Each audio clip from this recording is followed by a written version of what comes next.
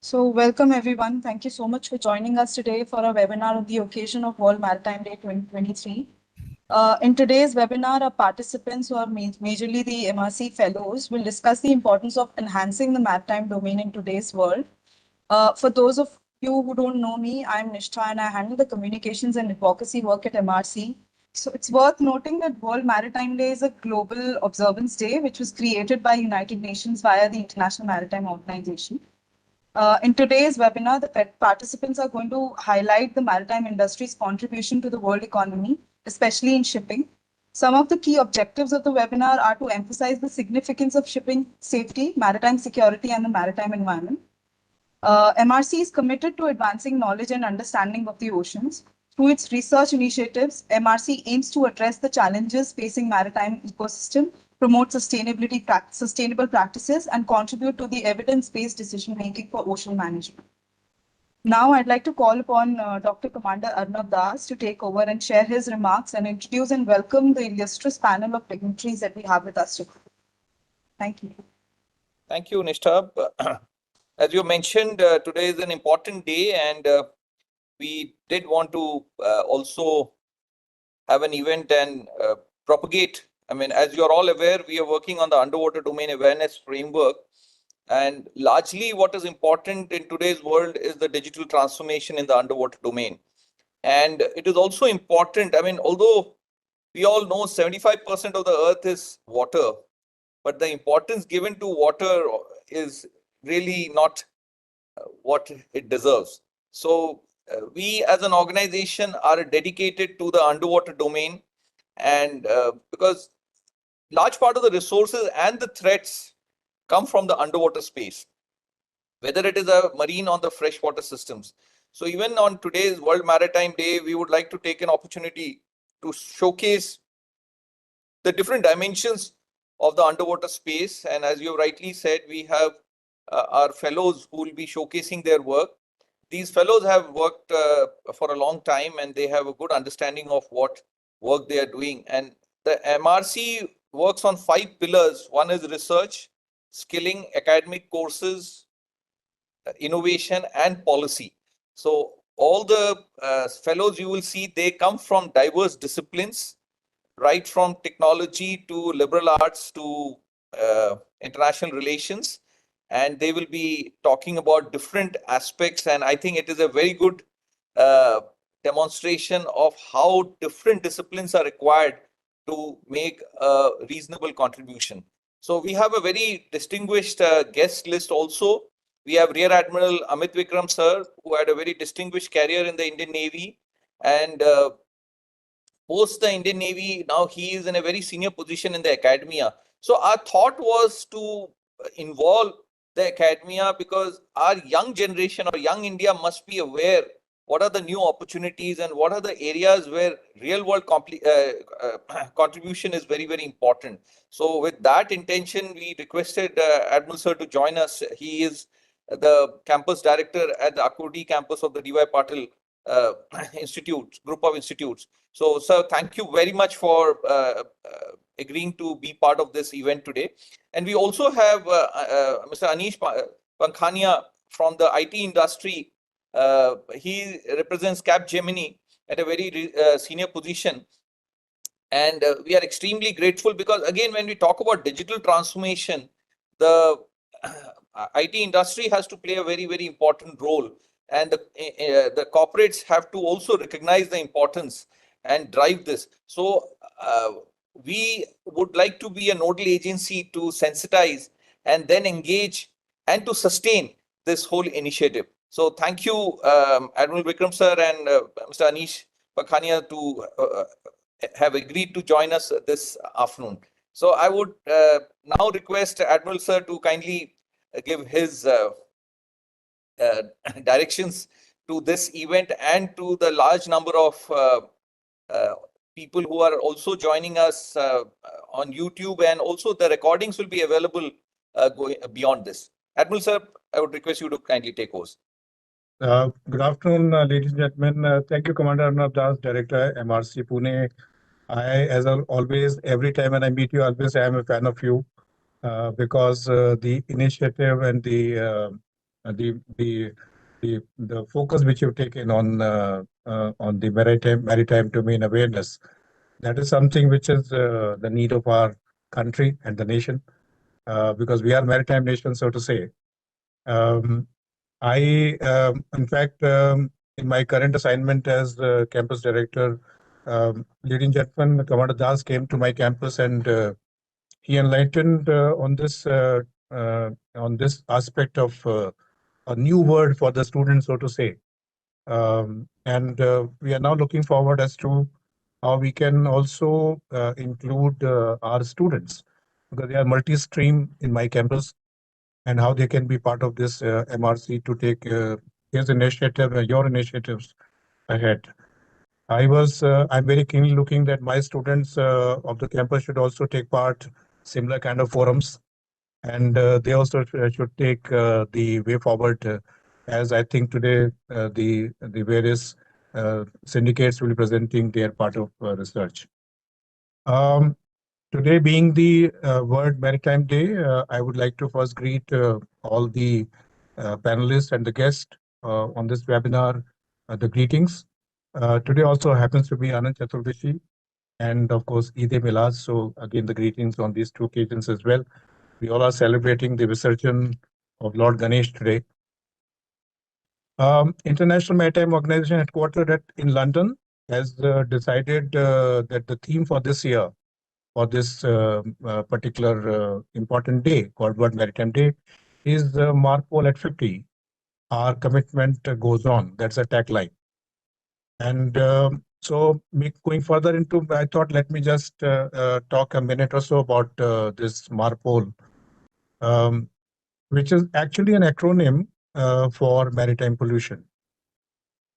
And Marpol, in short, is the International Convention for the Prevention of Pollution emanating from ships, which is called Marpol Convention, is one of the most important international treaties governing the marine pollution. And it was adopted way back by the International Maritime Organization somewhere in October 1983. And today, this year, it culminates about 50 odd years. Of course, the original Marpol was signed in Feb 73, but did not get its right effect. And hence, the current treaty is a hybrid of 1973 Convention and the 1978 Protocol, which took effect, as I said, on October 1983. It's a critical international instrument for the protection of the marine environment and the coastal communities. And it places an obligation on not only on the ship owners and the operators, but even the entire the maritime nations to adhere to the regulations outlined in its annexes. The flag states, the port states also play an important role in ensuring compliance and enforcing that these regulations are implemented to its totality. The primary purpose, as I said, of the Marpol is to prevent pollution of the marine environment from ships, both whether it is accidental pollution or it is pollution from the routine operations. Over the years, of course, Marpol has been amended to strengthen pollution prevention measures and to keep pace with the advancement in technology and the environmental awareness across the globe. And these amendments reflect the international community's commitment in reducing the marine pollution and, of course, safeguarding the health of the world's oceans. The focus for this year, as I said in the beginning, is the Marpol in the 50 years now, highlights on protection of the environment from the pollution at seas and oceans, and of course, how to reduce the plastic litter, which is, I think, across the world, the problem. We always think about that as if the problem is only in our country or in our state or in our town, but I think even at the seas. And how to save the marine life from these hazards, innovation in, of course, clean marine fuel production, and how to reduce the carbon footprints in the maritime domain. And I think it is in line with the mandate, which is for COP27 and 28. When I was going through the concept note of this webinar, the very relevant question that arises is why is so much importance to maritime trade. And I can figure out some 5 or 6 bullets and give a bit of amplification on that. Maritime trade remains a cornerstone in the global economy, and its continued growth and sustainability are essential for the well-being of not only on the nations but of course, or their populations. So, in my sense, the first very important aspect comes in terms of the maritime world trade and the sea routes is the volume of the trade. The maritime trade accounts for the vast majority of global trade by volume. And according to the United Nations Conference on Trade and Development report, over 80% of the global trade by volume and 70% by value is transported by seas. This includes a wide range of goods such as consumer products, machinery, energy sources, and of course, raw materials.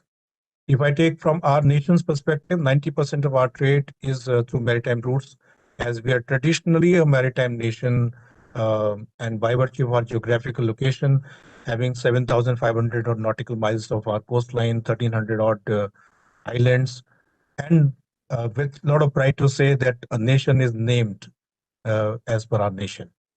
An ocean is named as per our name of our nation.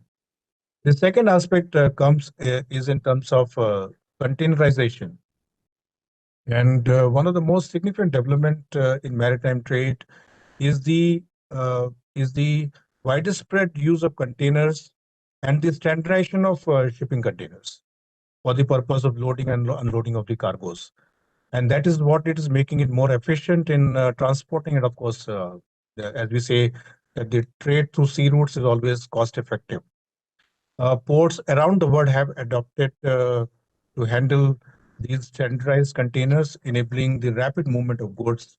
In our nation, if we take it, we got 12 major ports under center and 200 other private and state government ports. The third, historically very significant, geographically very significant aspect comes is in terms of key trade routes. And from time immemorial, major maritime trade routes are still relevant today.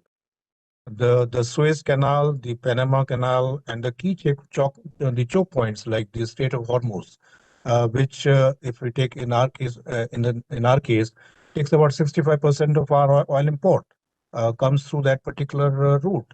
We take Strait of Malacca, about 50% of our trade passes through it. Are critical for global trade.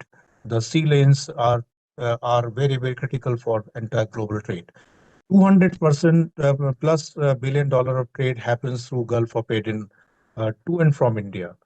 The opening of this expanded Panama Canal in 2016 is now allowing larger vessels to pass through, and it has got a significant impact on the trade routes. So I would like to here now highlight some of the historical relevance of the trade routes as a passing reference, because this itself is a topic for a webinar, so to say, which has helped in thriving of the civilizations in last more than 4,000 years. Nearly 4,000 years ago, the old early civilizations of Greeks, Egyptians, Persians, Phoenicians, our Indus Valley civilization are known to have used the sea trade. They've got documented proofs of that. Rig Ved, which is considered to be about 4,000 years old, has got verses which have got depiction of Lord Varun, whom we, in the Navy we worship. And all seafarers, they actually worship Lord Varun, having the knowledge of this ocean routes. Or the verses on merchants who frequent into sea for gains. Even Atharvaved Chanakya has quoted about the sea trade and is given the depiction of the superintendents of the ships in that in Sanskrit. So I think the oceans have played a very significant role from time immemorial. So in my sense, maritime trade routes in old times were essential for exchange of not only goods and culture, but of course ideas and connect between the people from different civilizations. And word civilization actually grew with this kind of transportation of people and the goods and the cultures. These ancient maritime trade routes played a very crucial role in developing the civilization what we actually feel it today. And not only they spread the culture, but they of course shaped the world's history. The tales of sea exploration of Vasco da Gama and the Columbus have been read and heard by all of us in our student time in the books of history. Of course, these Western explorers were glorified beyond a limit in my own perspective. Uh, these routes played a very crucial role in shaping, as I said, the history and of course facilitating the economic development of the globe. They laid the foundation for the interconnected global trade network that continue to influence our world today. So, of course, this is, as I said, can be always talked in a separate kind of webinar. And I know Commander Das keep on arranging these kind of discussions time and again. Now, the word is the beauty of the thing. Time is that the word is now trying to recreate these time-tested routes, whether it's a Silk Route or recently in that concluding days of the G20 summit, the India, Middle East, Europe economic corridor is being talked about. And if you go into the old times, in my sense, the similar route was called as incense routes, because somewhere in 1800 BC, navigators traveled along the coast between the Indian subcontinents, and the spices were mainly traded. The southern part of the Arabian Peninsula was traded for these incense products, and the camel-driven caravans were taking these products through land routes in the Arabian desert and to the place called Petra, which is today is the word Hattusite in Jordan. And thereafter, the important commercial roads to open between Egypt and the Mesopotamia. So this something similar is now trying to be recreated, so to say. Similarly, Mediterranean trade routes or the South China trade routes, and they are all now getting scripted from the old civilization what we had in our in our history. So there is no doubt that from time immemorial, Indian Ocean and the strategic location of our nation, Bharat, majorly influenced and attracted the whole world from thousands of years. The next important part which comes in terms of maritime domain is the largest ports in terms of size and the bulk they handle. And some of the world's largest busiest ports are hubs for maritime trade, which can be Shanghai port, Singapore port, or Rotterdam port, and so on and so forth, which handle vast amount of cargo and serve as a key transshipment points for goods traveling between the regions. The next aspect which I would like to probably highlight is about on the aspect of bulk cargo. The bulk carriers continue to transport commodities like coal, iron ore, grains, oil in large quantities. And these ships are crucial for the global supply of essential resources. And probably the last part which I would like to touch upon is the energy security, which is always talked about in a great length. The tankers are responsible for transporting the majority of the world crude oil and, of course, the LNG. And the energy sector heavily relies on maritime trade for the distribution of these resources. So, in brief, our energy requirements are largely dependent on maritime trade. So, I would like to end by saying that environmental sustainability is an increasingly important consideration in maritime trade. The challenges relate to not only just environmental sustainability, but of course security and the infrastructure development and the technological development to ensure smooth functioning of this vital industry, which is through our oceans and the seas. With this, I would like to close my comments, and I would like to once again thank you, Commander Arnab Das. Jai Hind. Thank you so much. Thank you so much, sir. Uh, for your remarks and your comments on the occasion of World Maritime Day. Now, going forward, we are going to have 6 presentations by the MRC Fellows on various topics ranging from maritime, from MSP to sediment classification. The presentations are for 15 minutes each, and after the presentation, each of the presentations, I would request the presenter to vacate the stage for the next presenter. Also, I would request other guests and the other dignitaries and participants who have joined us today to keep their microphones on mute when the presentations are being made, so as to keep our presenters away from any form of distraction. Now, I would like to call upon J. Catherine, who heads the publication and research domain at MRC, to make a presentation. Catherine, you can take over. Good evening, everyone. It's an honor today for me to talk about marine spatial planning, given the context in which our country is moving today. So I am J. Catherine. I'm the Research and Publication Coordinator at Maritime Research Center, Pune. Today, I'm going to talk about marine spatial planning, which is going to be the essential factor for achieving our blue economic goals and sustainable ocean management. So we at India have already been doing sporadically a lot of developments, but following and aligning with the national global trends of this emerging concept of marine spatial planning, India is also taking several steps. And in this presentation today, I will talk about the basic components of MSP, and then also give a brief about what MRC is taking up to realize the concept of marine spatial planning.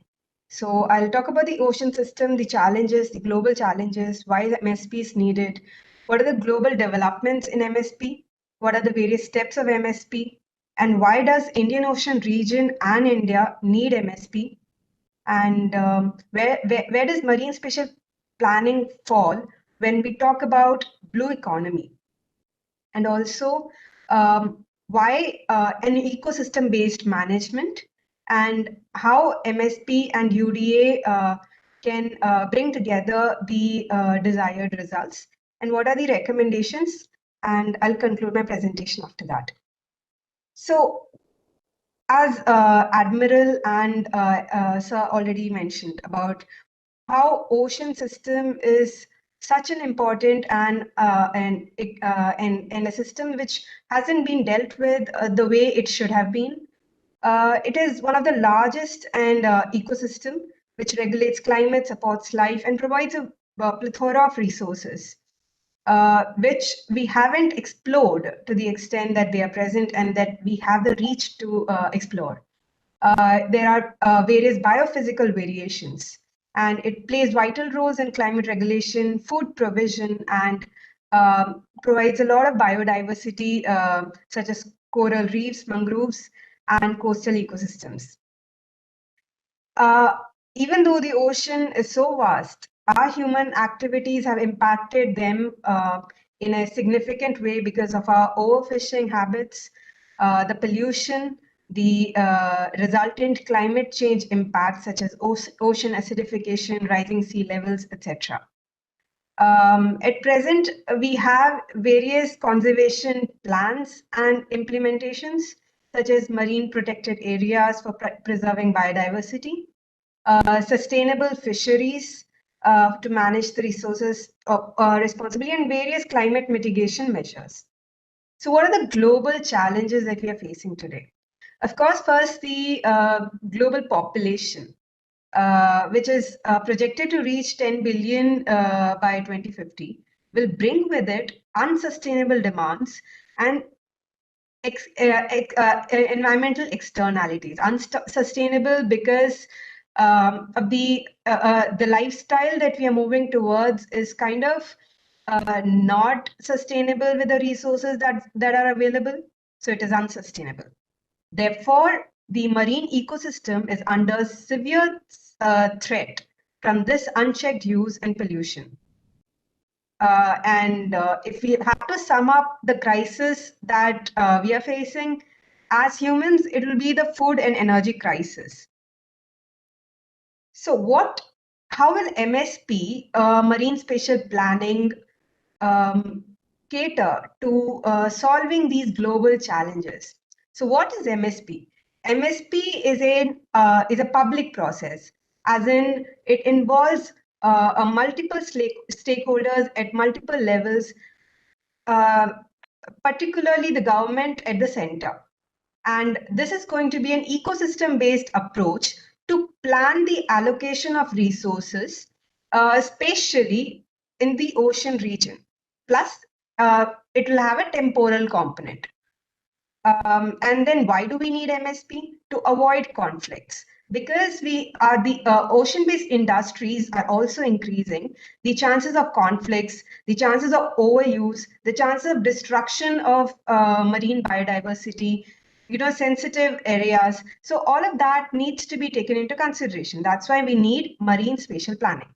So the benefits will, of course, be we will be avoiding a lot of conflicts. We will have a lot of collaboration with our neighboring countries. We will have a synergy of between different ministries and departments. We will have more productivity. We will have less cost with respect to information generation or resource management. So how do we implement MSP? So in order to implement MSP on a global scale, there have been a lot of developments. At present, around 100 countries have been planning and implementing MSP at various stages. So it all began actually in 1970s when MSP as a rudimentary idea was introduced to conserve marine hotspots. But then, as the idea developed, it started to encompass various other components of marine ecosystem, because the biodiversity will definitely be impacted by human activities. Therefore, it was only natural that we ultimately reach here, where marine spatial planning does not only concern about the diversity, but also how the activities that are affecting the diversity needs to be managed. So marine spatial planning officially got a recognition when UNESCO's Intergovernmental Oceanographic Commission released the document Marine Spatial Planning, a step-by-step approach.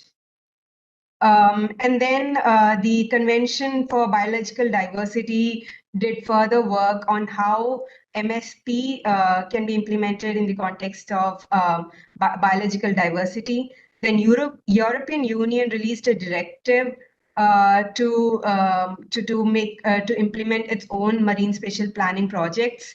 And then in 2017, Intergovernmental Oceanographic Commission and DG Mayor of European Union released the MSP roadmap and MSP global initiatives.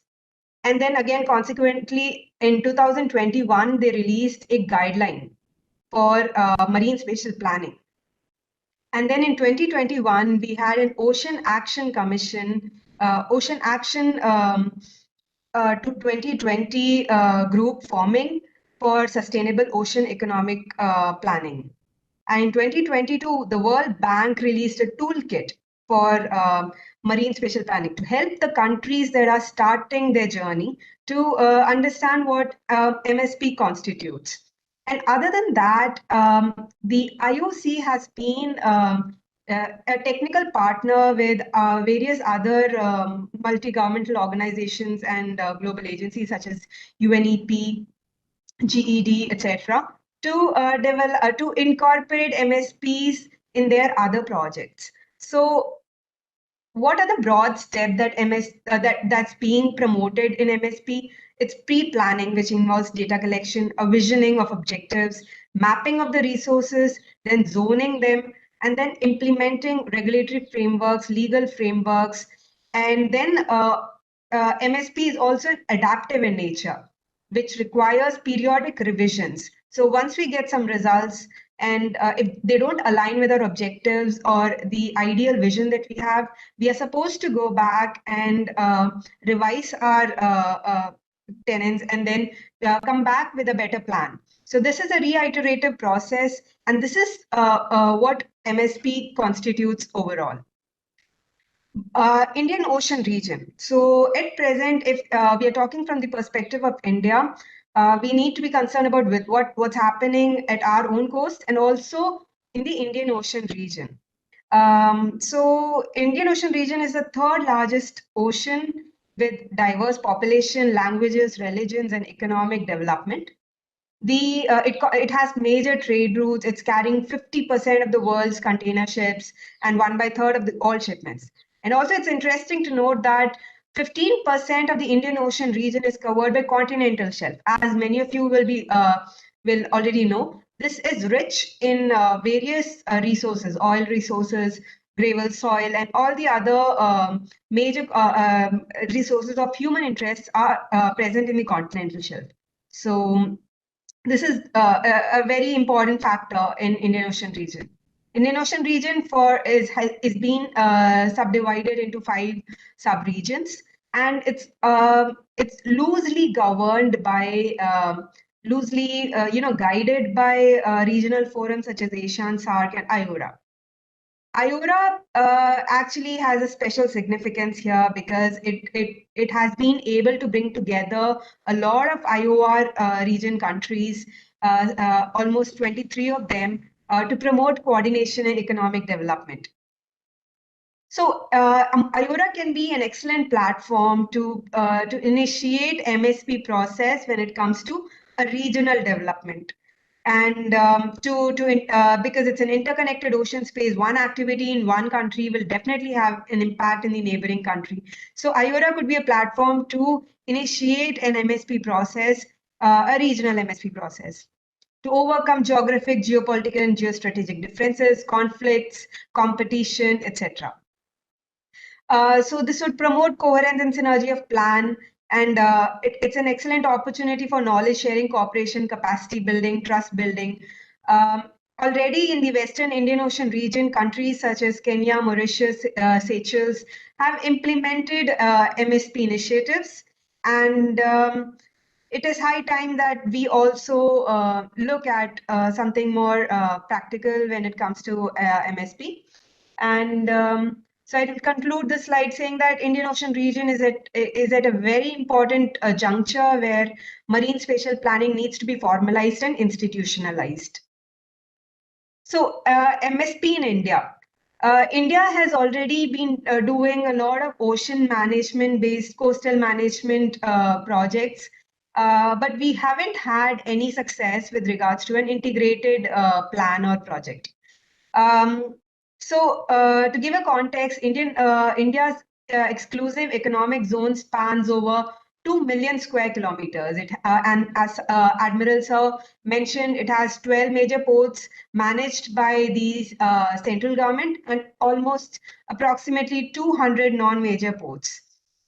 India is managing almost around 1,400 million tons of cargo every year. This is a recent number. And we have 4 million fisherfolk and coastal communities dependent on the coastal economy.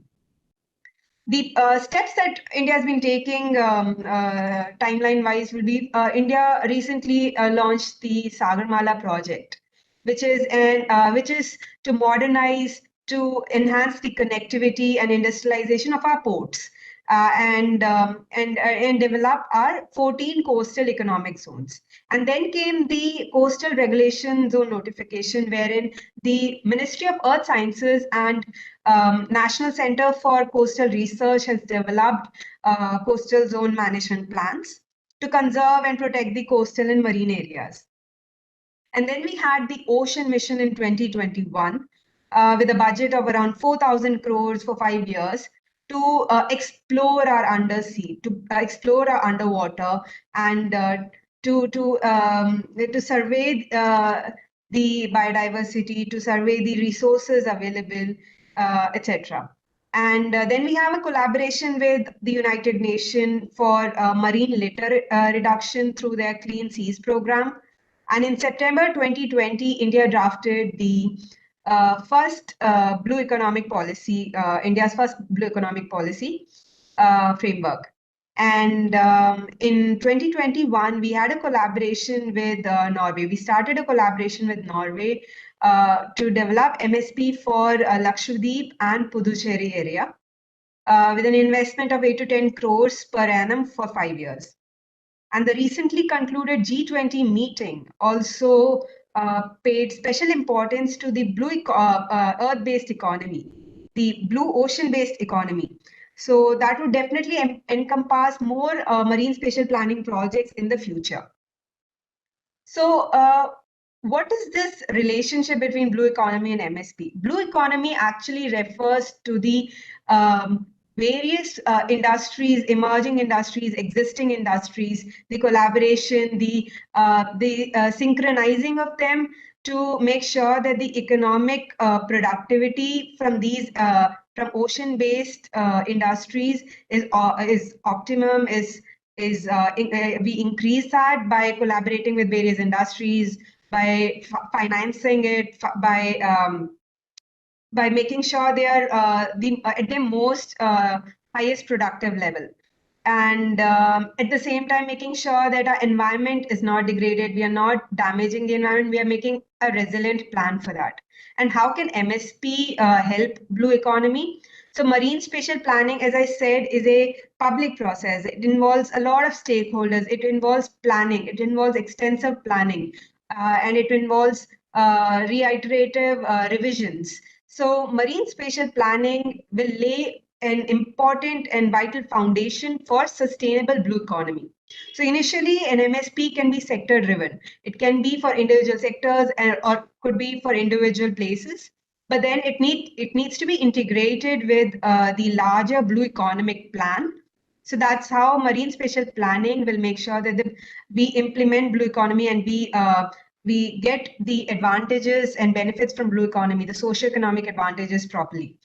And MSP also helps blue economy to become transparent and predictable. So we can have, so if we have a better plan, of course, it will invite investments, attract investments in a more predictable manner. And it'll make sure that the process is transparent. And also, MSP involves making proper legislative and hierarchical structures so that it is the blue economy plans are enabled on ground. Finally, the end goal is that we have socioeconomic development, livelihood enhancement, and environmental sustainability. So in line with creating a lot of jobs, in line with increasing the capacity and capability of our youth, the marine spatial planning strategy will make sure that the blue economy, India lives up to the potential of its blue economic resources. So another important factor that I want to stress in this presentation is the ecosystem-based approach. Why do we need an ecosystem-based approach? So as you can see in the diagram, first we consider single species or single sectors, and then multiple. And then we consider the entire system in an ecosystem-based approach. So ecosystem-based approach actually includes everything. So that every domain that is influencing the productivity or the economic outcomes. So the end goal is that we have a healthy, productive, and resilient system for human needs. And at present, it's only 0.8% of the ocean is designated as MPAs, marine protected areas. So that kind of makes it even more urgent that all our plans be ecosystem based.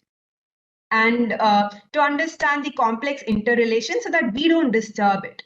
Because because humans are also a part of this ecosystem-based approach. So our actions need to be monitored in a more serious fashion. And make sure that our impact on sea floor integrity, marine food webs are to the minimum, or the best case, the best thing that we can do is make sure that we don't influence them as much as possible.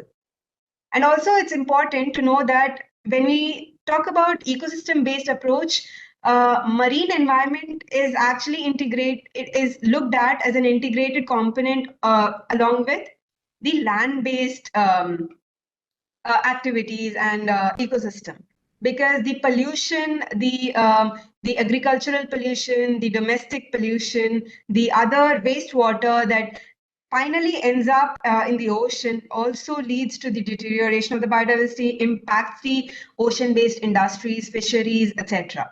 So ecosystem-based approach is the best way to go, and MSP is actually an ecosystem-based approach. I would like to present a case study about Latvia's ecosystem-based MSP. So, wherein they, as you can see in the diagram, these are the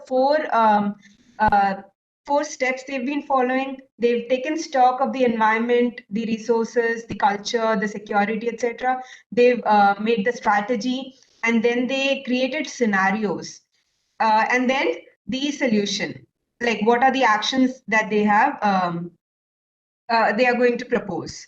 And the first step would, of course, involve mapping and assessment of the marine ecosystem services, and then and involving all the stakeholders, and then also making sure that the strategic environmental assessment has been taken place. So all of this will make sure that your marine spatial planning is comprehensive, integrated, and resilient. So in Latvia's case, they have done benthic habitat maps, vulnerability assessments, and ecological impacts to make sure that the synergy between land and marine activities are assessed and taken into consideration when making the plans. Conservation species and habitats have been identified. Ecosystem goods and vulnerabilities are also being mapped to make an informed decision. So overall, the checklist, these are from the global guidelines. The checklist is, you look at the process, if it's inclusive, integrative, and iterative. You look at the content, if it's spatially sound, it's place-based, it's ecosystem-based, and also backed by proper knowledge. And when it comes to implementation, we have to check if it's endorsed, financed, and if we have the capacity, or we are making sure that we have the capacity to implement all the projects. So finally, how does MSP benefit from the underwater domain awareness? So MRC has been doing a lot of work in making sure that different components of MSP is being addressed to make sure that the underwater domain awareness, which is an inclusive and comprehensive framework, aligns with marine spatial planning. So we've been working on technology development for mapping. We've been also making sure that the digital transformation for data collection and management and community engagement is sound. We have worked on we have worked for softwares for coastal communities to make sure that seaweed and shrimp farming is coordinated, and it's the coastal community is digitally informed, so that the productivity and the impact of climate change and all the other factors that are going to influence the productivity is like taken care of, or people are prepared, the community is prepared. So digital transformation plays a very important role, and I'm glad that MRC is working a lot towards that end. We are also making sure that we are generating state-of-the-art knowledge with regards to technology and theory, and making sure that we are upskilling the youth in those regards. Because if India takes a step forward towards investing in infrastructure for MSP and blue economy, of course, because China is facing that issue right now. China has the infrastructure ready, but it doesn't have the manpower. So MRC actually has placed a lot of stress on making sure that the acoustic capacity and capability building of our youth is given a top priority. And also fourth, the MSP assessment tools for socioeconomic and environmental impact. This is also one of the domains that MRC is working towards under the underwater domain awareness framework. So the recommendations from the as a representative of MRC is that we should engage with the subject, the knowledge, the stakeholder, and the technological development. We should have outreach programs for collaboration, planning, and financing. And we should sustain all of that work with legal framework, assessments, and revisions. So I would like to conclude my presentation with this. Thank you so much for the opportunity. Thanks a lot, Catherine. Next, we have with us Divya Rai, who's going to be, who is a fellow at MRC. So I'd like to call upon Divya to make the presentation and introduce herself and talk about presentation that she's going to do. Good evening, everyone. Before I begin my presentation, I would like to thank Commander Arnab Das for giving me this opportunity. My name is Divya Rai, and today on the occasion of World Maritime Day, I will be presenting on the topic safeguarding the Indian Ocean, navigating multilateral partnerships for underwater domain awareness. I have divided my presentation in three subcategories. First, that will highlight the importance of Indian Ocean region, and second, the what is UDA framework, which I'll touch upon briefly since Catherine has already covered in her presentation. And the third is I will take the case of small island developing states in understanding the need for safeguarding the Indian Ocean region and push for a multilateral collaboration.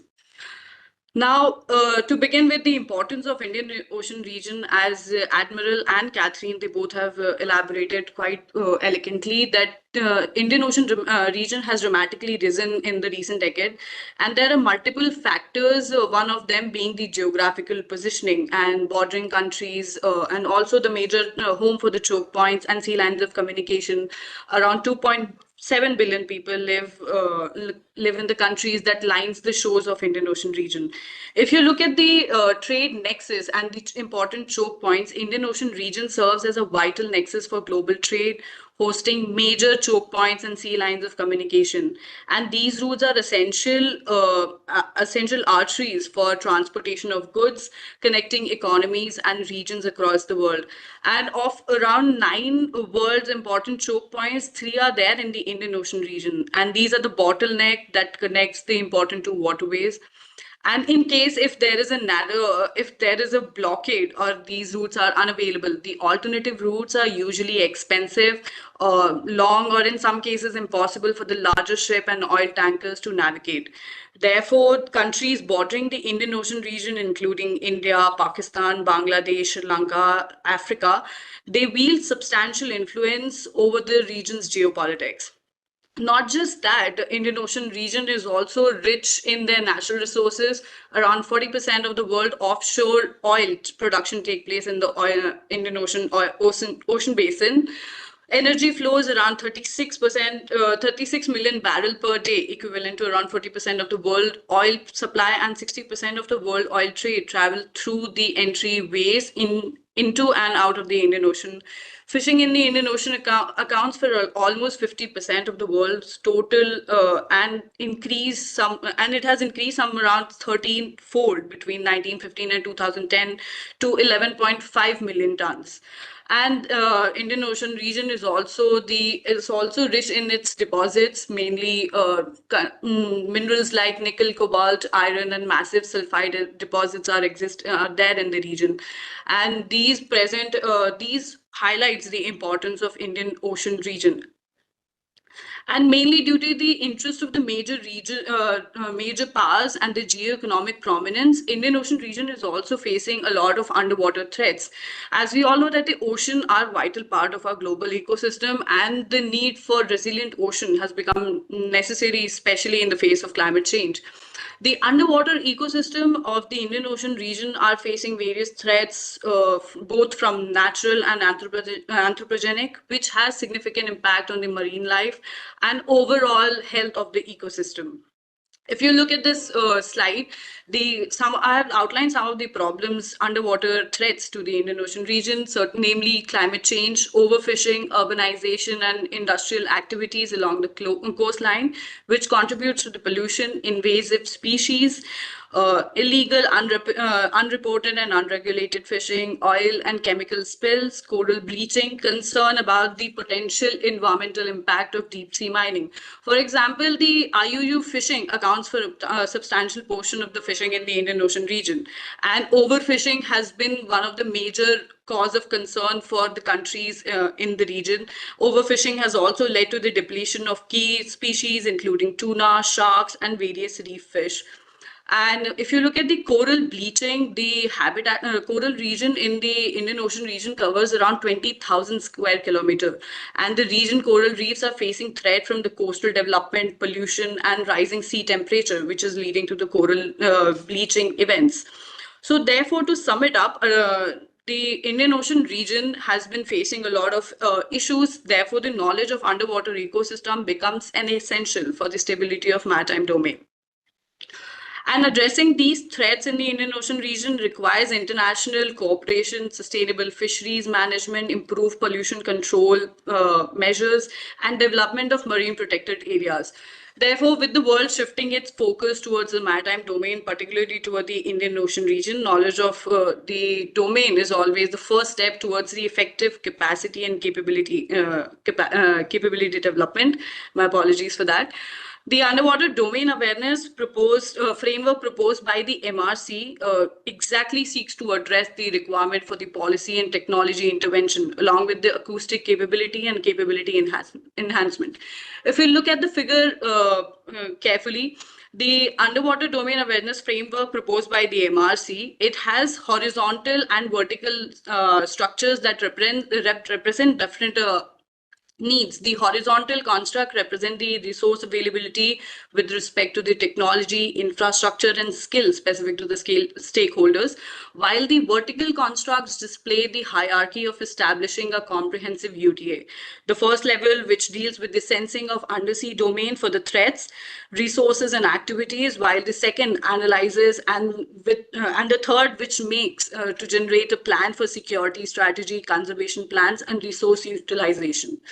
An effective UDA can definitely encourage a safe, secure, and sustainable growth model to manage the challenges and opportunities in the tropical littorals of the IOR, while it also it is also ensuing with our Prime Minister's vision of Sagar, which is security and growth for all in the region.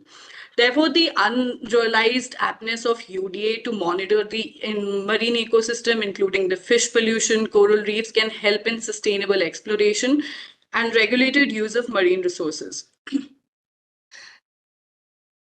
Now I'll take the case of SIDS. Safeguarding and exploring the world's ocean is definitely a huge responsibility, with climate change now posing a significant risk to the underwater domain, especially in the IOR. The SIDS, the small island developing states, are at a major threat of it, are at the major receiving end of the climate change impacts. Often they are located remotely, very small size, and the population. Small islands states span the globe, but are also susceptible to the environmental challenges. Hence, the UDA capability have indeed become critical in ensuring sustainable development. But the question comes, how can an underwater domain awareness and multilateral constructs contribute to the building resilience of small island developing states against the climate change risk in the Indian Ocean region, considering both the maritime security and the environmental sustainability? Now we'll go ahead with the small island developing states in the Indian Ocean region. Indian Ocean region is definitely surrounded by 26 littorals and 11 hinterlands nations, which makes approximately 30% of the global population. It also accounts for 30% of coral reefs, around 40,000 square kilometers of mangroves, and at least 9 marine ecosystems, some of the world's largest estuaries. IOR is also a significant contributor to the productivity of SIDS, surrounding it with the estimated yield of around 6 million tons of capture of fisheries and 23 million tons of culture fisheries, which is nearly equal to 10 to 90% of world production. So you can clearly see that the small island developing states in the Indian Ocean region are vital due to their economic significance and their economic resources. Environmental significance and economic resources, and their role in the regional and global geopolitics has become definitely immense. SIDs in IOR holds, I'll just briefly lay out why the SIDs in the IOR are important to all of us. The economic zone, for example, the EEZ around these islands offer access to the valuable mineral resources, including fisheries, potentially lucrative mineral deposits on the seabed. The regional diplomacy, SIDs often play a role in regional diplomatic initiative, fostering cooperation in issues like maritime security, environmental pollution, disaster management. While if you look at the maritime security aspect, the strategic location of SIDs is in key maritime choke points make them important for maritime security in the IOR. They are often served as a crucial way station for the naval and commercial vessels affecting the global trade and security. Therefore, protecting and supporting these states is not only ethical, but also an essential for ensuring the stability and sustainability of wider Indian Ocean region and beyond. Although I've mentioned that the EEZ of these small island developing states are not that, are one of the largest. If you look at the UNDP data, in 3.5% of SIDS land, while 3.5% of SIDS is land, while 96.5% is ocean. Their EEZ might be significantly larger than their land area, which serves them as the major prominent player in the Indian Ocean region. Now the question arises, how do we understand the underwater activities, and to what extent are the anthropogenic activities impacting the SIDS? And more critically, why inclusion of UDA in multilateral constructs becomes is extremely important, imperative for all of us. As we know that the 80% of the IOR region remains unexplored due to challenges such as high temperature, low pressure, low visibility, and more, understanding of science of underwater acoustic spread can help us determine the geophysical, hydrological, and ecological characteristics of marine biodiversity. Therefore, a comprehensive UDA framework in the multilateral could balance the sustainable economic activities and marine conservation in the SIDS. Similarly, the disaster, for example, I'll give you an example of disaster resilience. Supporting SIDS in disaster preparedness and responses is not just an act of solidarity, but it also means that means of reducing the humanitarian and economic toll of natural disaster that affect the region, neighboring regions.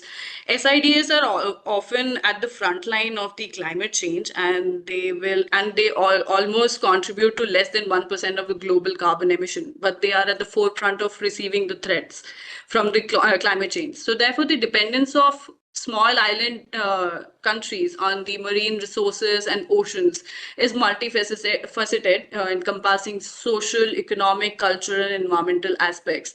If you look at the figure carefully, this illustrates the marine ecosystem, which is there in the center, and their services that is provided to the human communities. Marine ecosystem in the SIDS with respect to the Indian Ocean region, which ranges from tropical coral reef to the sea ice ecosystem in the Arctic, and they also include the ecosystem with freely drifting planktons, with animals and seaweeds that live on the ocean bottoms.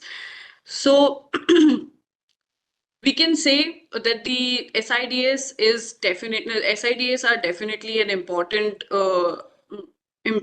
player in the Indian Ocean region, and it's not possible for them to conserve their environment alone, and which none of us can. Therefore, a small island will rely more on the multilateral constructs than ever before.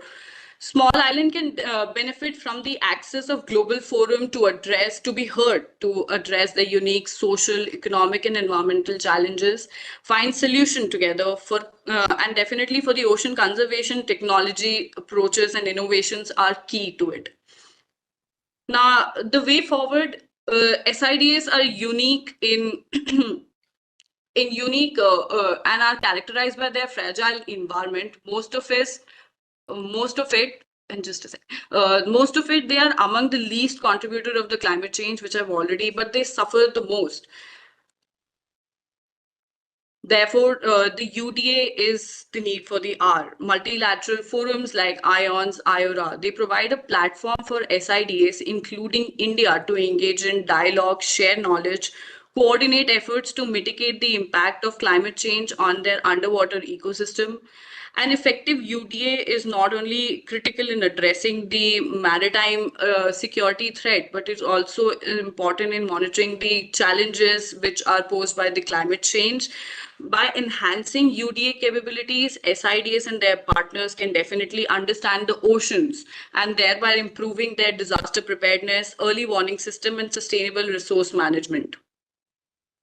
Therefore, there are definitely exists a knowledge gap in understanding the underwater ecosystem, particularly in terms of data about the sea-based resources, health of the ocean, issue of biodiversity, marine aquatic life, and the impact of pollution and the land-based industrial discharge on the marine habitat.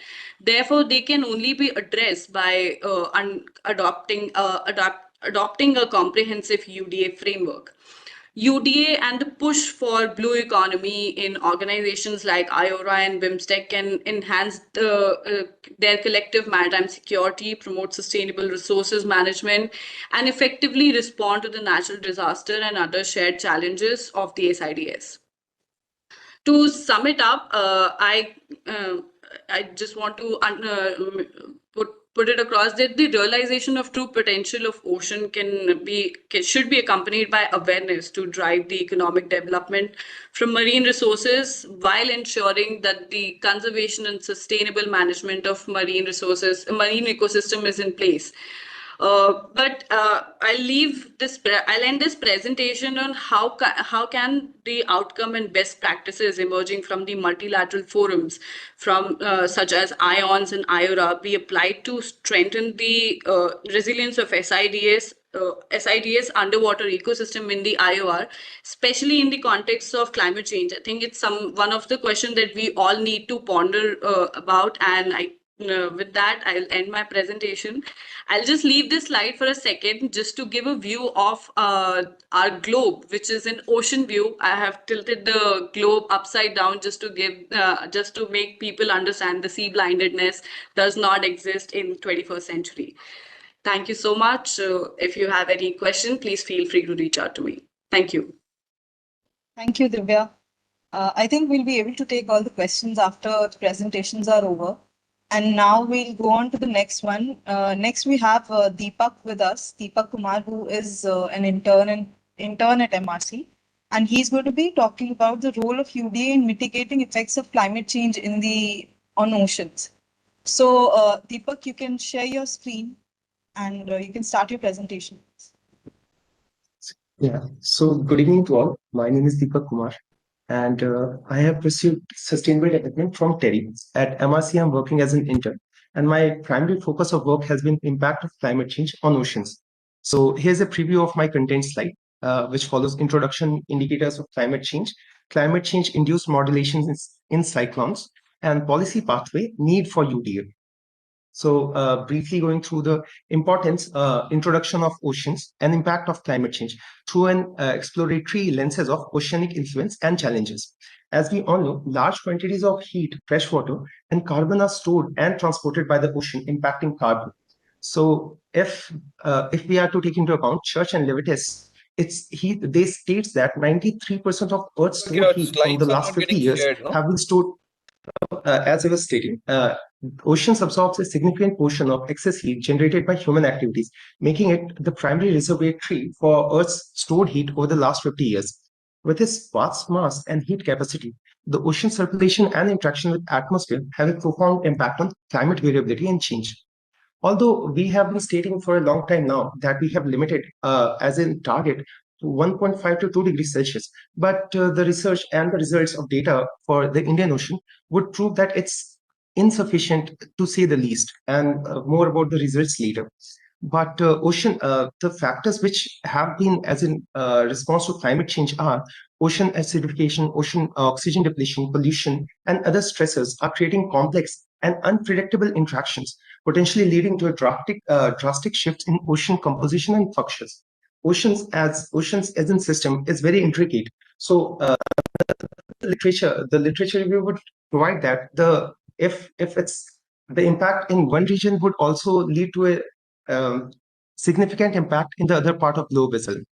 So talking about the ocean, changing ocean temperature, its impact, trends, and observation.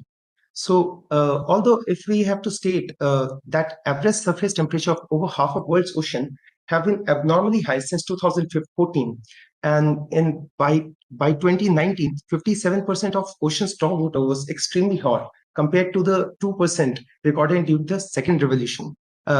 the second industrial revolution. My bad, sorry. So, if we are talking about the challenges in temperature analysis, the major factor is data incoherency because of the changes in instruments as well and the depth. With depth, the temperature variations occur at a huge scale.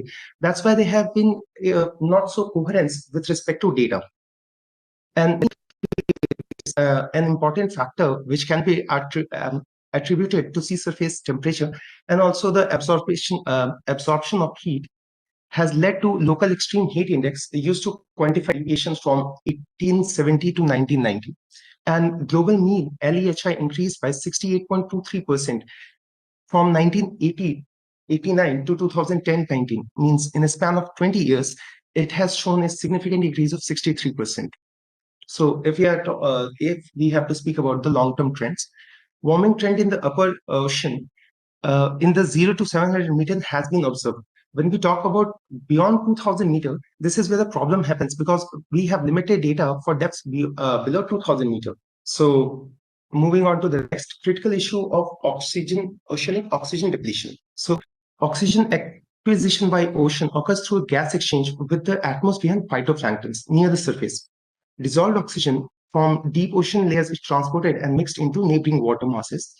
Ocean deoxygenation can result from shifts in surface solubility, ventilation decline, or deep ocean respiration increases. Oceanic deoxygenation has been happening at an alarming rate, approximately 2% per year over half a century.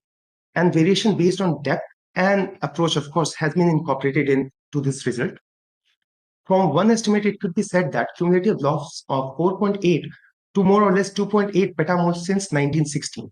And the concept of sea surface temperature, the same applies here as well, that there's huge regional variation. It varies by depth and also the latitudes. And talking about temperature-driven solubility decline, this is the major factor of decrease in sea surface temperature. Because with rise in temperature, the solubility of oxygen degrades, and this leads to the deoxygenation of oceans. Solubility changes account for 50% of oxygen loss in the top 1000 meter, as was stated by Smith in 2017. But it's not all. It can't be stated the only reason for the changes in ocean oxygen concentration, because atmosphere ocean indices like NAO, ENSO, EDO impact dissolved oxygen levels as well. And the same thing, coastal upwelling regions are rich in biological and nutrient stimulating factors. Talking about the ocean acidification, its impact causes and future projections. So slow acidification of CO is known as ocean acidification. I would not go into the chemistry of it, but because of increased absorption of CO2, the thermal equilibrium of CO2 and salt water has been altered. This has led to ocean acidification, a phenomenon which has been stated by many people throughout decades, I would state. And there are multilateral organizations as well, which we'll speak of later.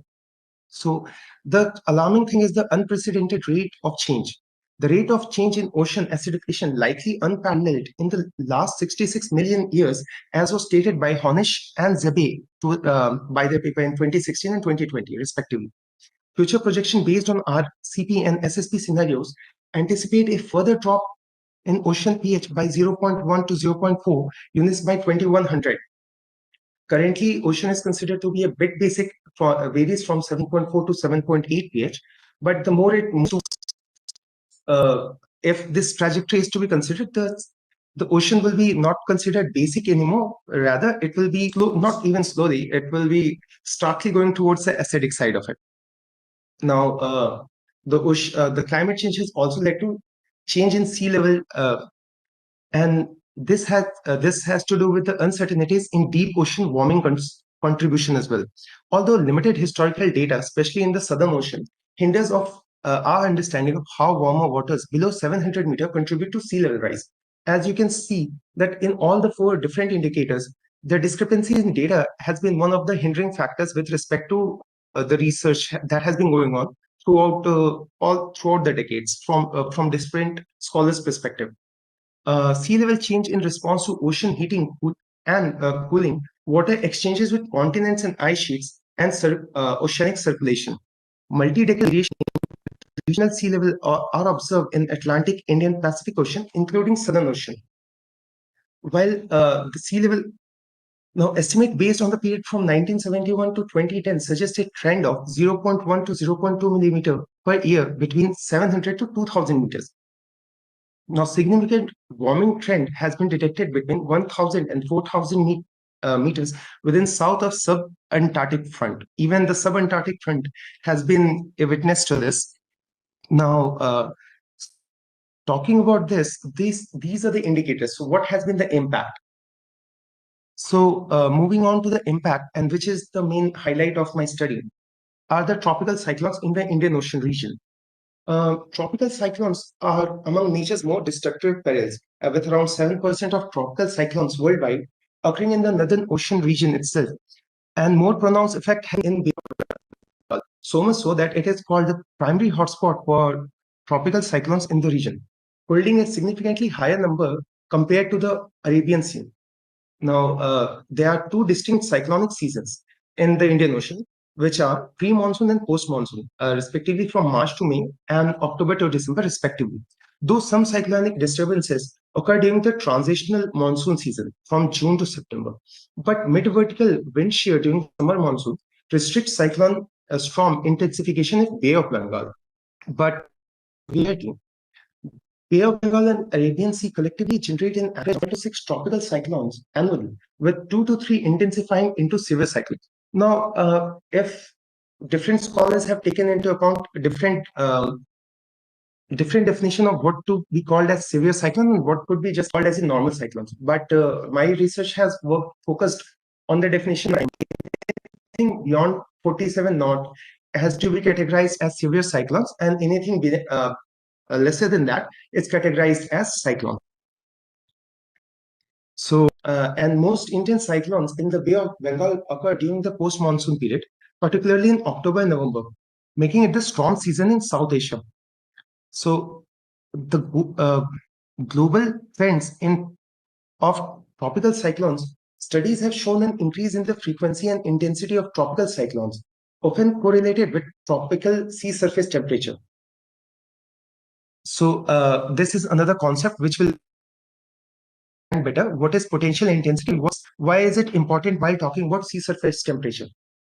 So potential intensity represents the theoretical maximum strength of tropical cyclones based on sea surface temperature and air column thermodynamics. Higher sea surface temperature leads to greater stabilization and amplified precipitation intensity, as was stated by Bester and Emmanuel.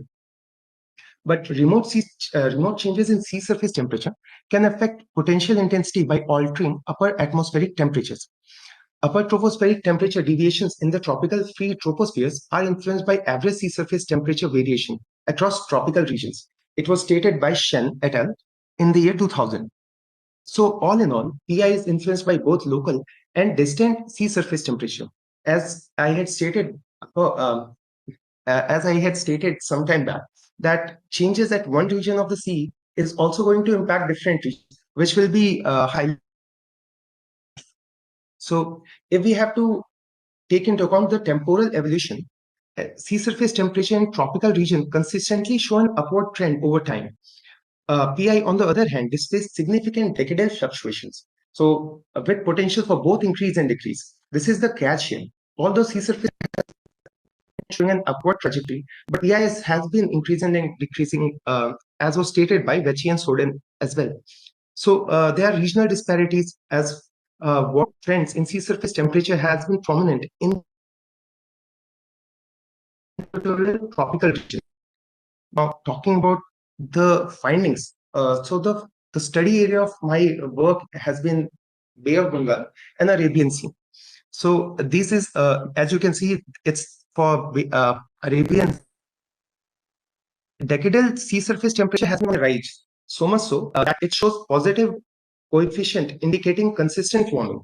But when we see the findings for Bay of Bengal, the same decadal temperature, and it shows a negative coefficient showing a different pattern altogether. Although the literature has highlighted that Bay of Bengal has been pronounced for its tropical cyclones, but the transition is happening, as will be visible in the findings. The findings show the contrasting trend, as in the exhibit steady and statistically significant warming over time. Bay of Bengal displays a divergent pattern without a coherent warming trend during the same period, highlighting the intricate characteristics of regional climate dynamics. And the hypothesis of PI, as was stated, was rising sea surface temperature will be associated with higher cyclone frequency. But the findings are not in the same light. The findings say, the contrary to the hypothesis, no direct correlation between sea surface temperature and cyclone frequency has been established in the Arabian Sea. Notable decrease in the overall frequency of cyclone occurrences along the Indian subcontinent coastline. But paradoxically, an increase in cyclone intensity and severity despite fewer cyclones has been observed. And as you can see from this table, that from the period from 1891 to 1954, both east and west coasts received a lesser share of severe cyclones. But for the period of 1955 to 2017, the percentage change was 2.03% and 2.28 for the western coast. So this shows that although the cyclone frequency has not been on the rise, but the intensity has been increasing at an alarming rate. Now, so as we know that Government of India has been working to establish its Kaladan model projects, and another ambitious project which was discussed in this G20 summit was India, Middle East, Europe Economic Corridor. Both this Kaladan is based on Bay of Bengal, and India, Middle East, Europe Economic Corridor will be starting the foothill. The foothill would be the Arabian Sea. But from the data, we can see that these regions are going to be prone more to cyclonic activities, and that to severe cyclonic activities. This will not just hinder the development and the people living in the communities, but also the security and the economics that India is projecting itself with the blue economy as well. So what is the pathway? What can we do about this now? What has been done so far? So the pathway of policy, if we have to take a historical approach towards this, in the last half a decade, heightened policy awareness of the ocean issue with climate policy has been witnessed. Shift from isolated mentions to convergence between climate and ocean governance. The initial push was given in the 1922 UNFCCC, and subsequent treaties form the foundation of international climate law. Parties work to reduce GHG emission and adapt to climate change. But historically, the ocean received little attention at COP events. UNFCCC traditionally focused on terrestrial ecosystem economy and anthropogenic changes. The landmark could be stated as the Paris Agreement. It elevated the importance of all ecosystems, including ocean. Recital 13 emphasizes marine biodiversity and ecosystem integrity, further leading to nationally determined contributions. Yes. So NDC under the Paris Agreement reflect increasing emphasis on challenges and priorities. An estimate shows that 70% of submitted NDCs include ocean and marine issues, more on adaptation although. But it has led to the mainstreaming of oceans. Growing interest in mainstreaming the ocean into climate negotiations post-Conference of Parties 21. It can be stated that after 2015, IPCC Special Report on Ocean and Cryosphere was launched in the year 2019. And again, it led to Ocean Action Day. Regular Ocean Action Day is moved to the official blue zone at COP events nowadays. Increased visibility and access to influential Conference of Party stakeholders. So one has to take into account the Fiji Ocean Pathway at COP23 aims to increase ocean consideration within UNFCCC, proposes Talanoa dialogue for NDC preparation and pre-2020 implementation. Although this could be said is lacking behind a lot, but it is the direction forward which I think every major organization has taken up. Residency labels COP25 as Blue COP to emphasize ocean climate nexus. Sorry. And it further led to the virtual ocean dialogue. The first one was held in 2020, and subsequently 2 more were held in 2021 and 2022. This made a further trajectory from barely speaking about the oceans to completely and separately speaking about the oceans. And if we have to take into account the to combat impact of climate change on the oceans, there are plenty of bodies, but although little to no results have been found, but I think, as we will see later, that although these bodies have led to the development of few milestones in the last half a decade. So one of the bodies is United Nations Division for Ocean Affairs and Law of the Seas, and Intergovernmental Oceanographic Commission, Global Ocean Observing System, and Global Ocean Acidification Observing Network, and Global Coral Reef Monitoring Network, World Organization. These bodies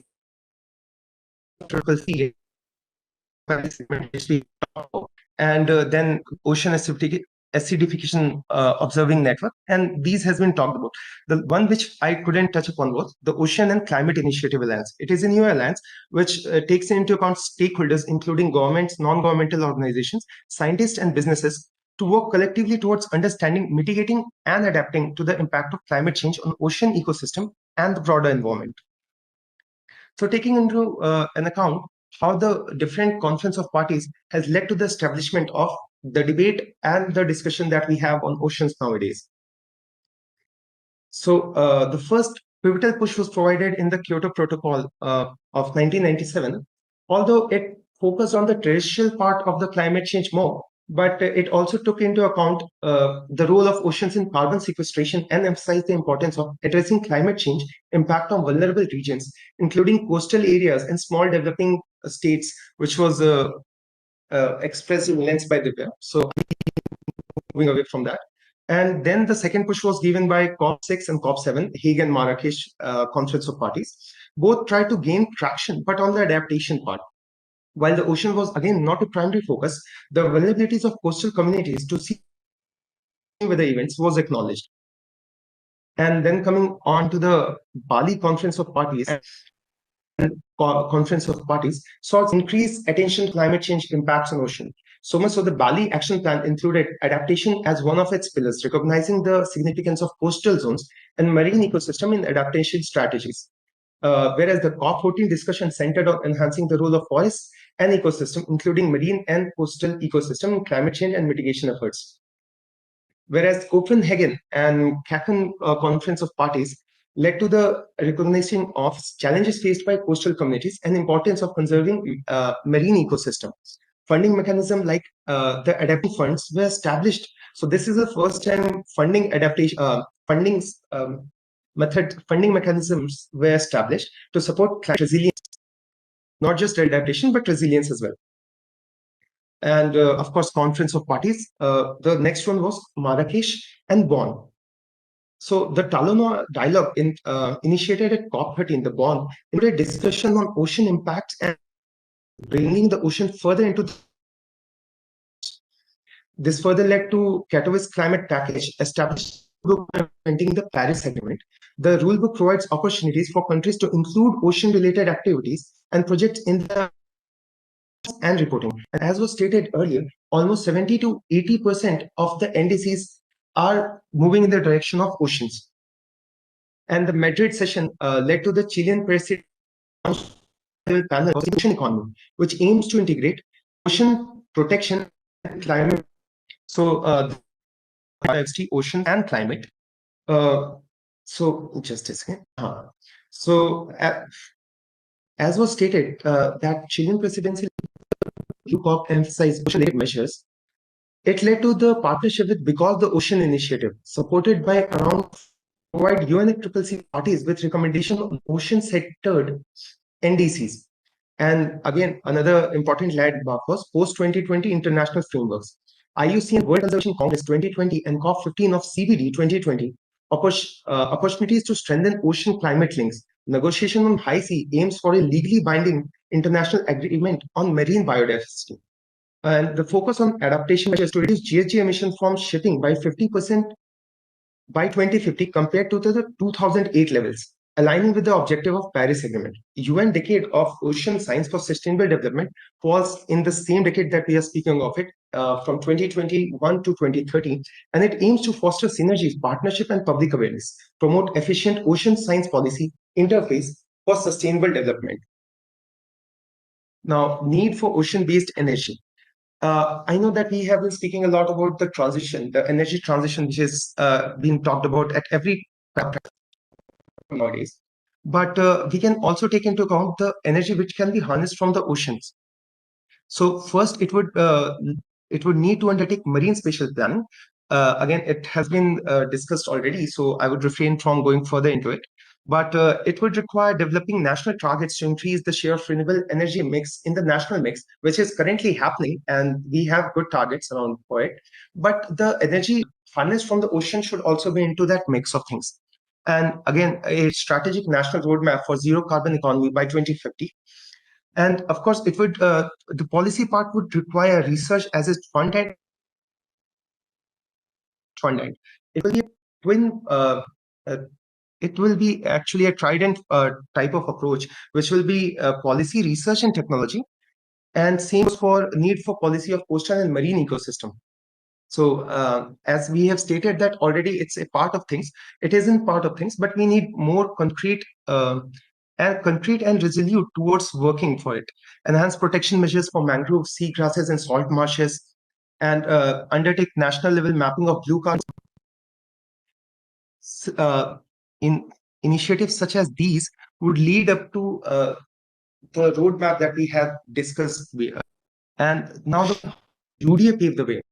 Again, one of the things which was discussed by Divya, but as we have seen that there's a lot of data discrepancy while talking about the indicators itself, because beyond, firstly, there's changes in apparatus from every now and then, and changes in methodology will lead to the changes in data accumulation and analysis itself.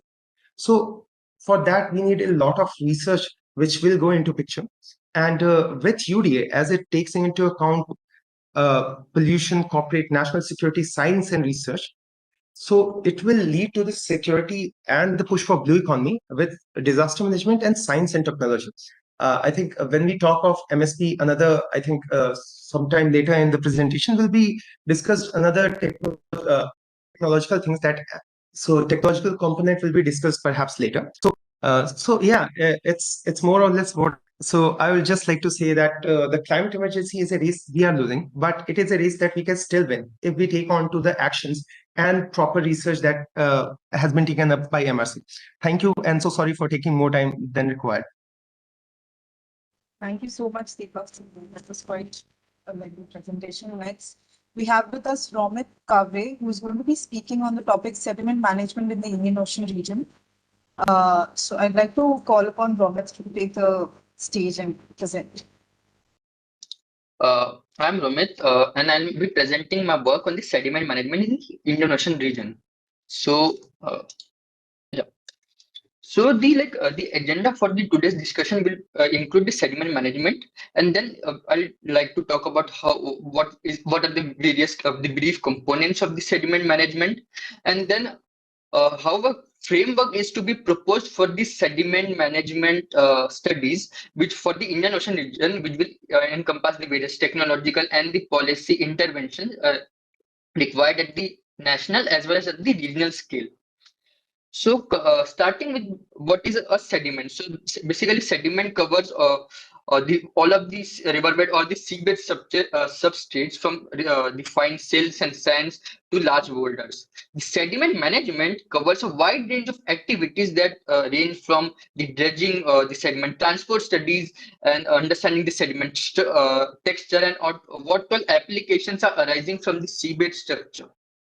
Now, this sediment management requires like this sediment management in reservoirs and dams is very crucial for the working and the development of the various ports, harbors, the inland waterways, and other dynamics of the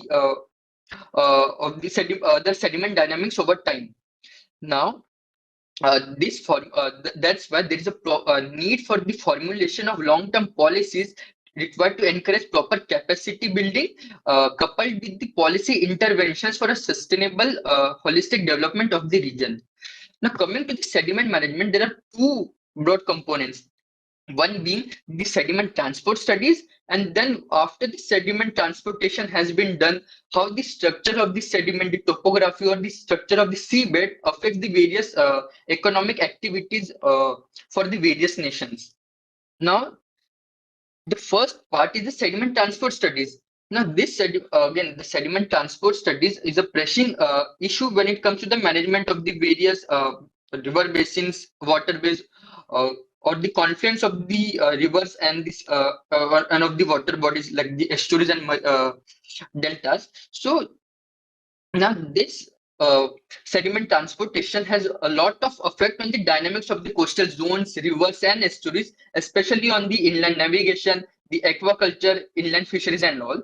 And there is a need of a targeted approach with the sediment transport studies, especially in the Indian Ocean region, because the various frameworks that are in place across the various other parts of the globe cannot be directly translated here due to the unique characteristics of the Indian Ocean region, the various socio-economic issues, the climatic conditions, stakeholder perspectives, and all, which we'll be looking into more detail further in the presentation.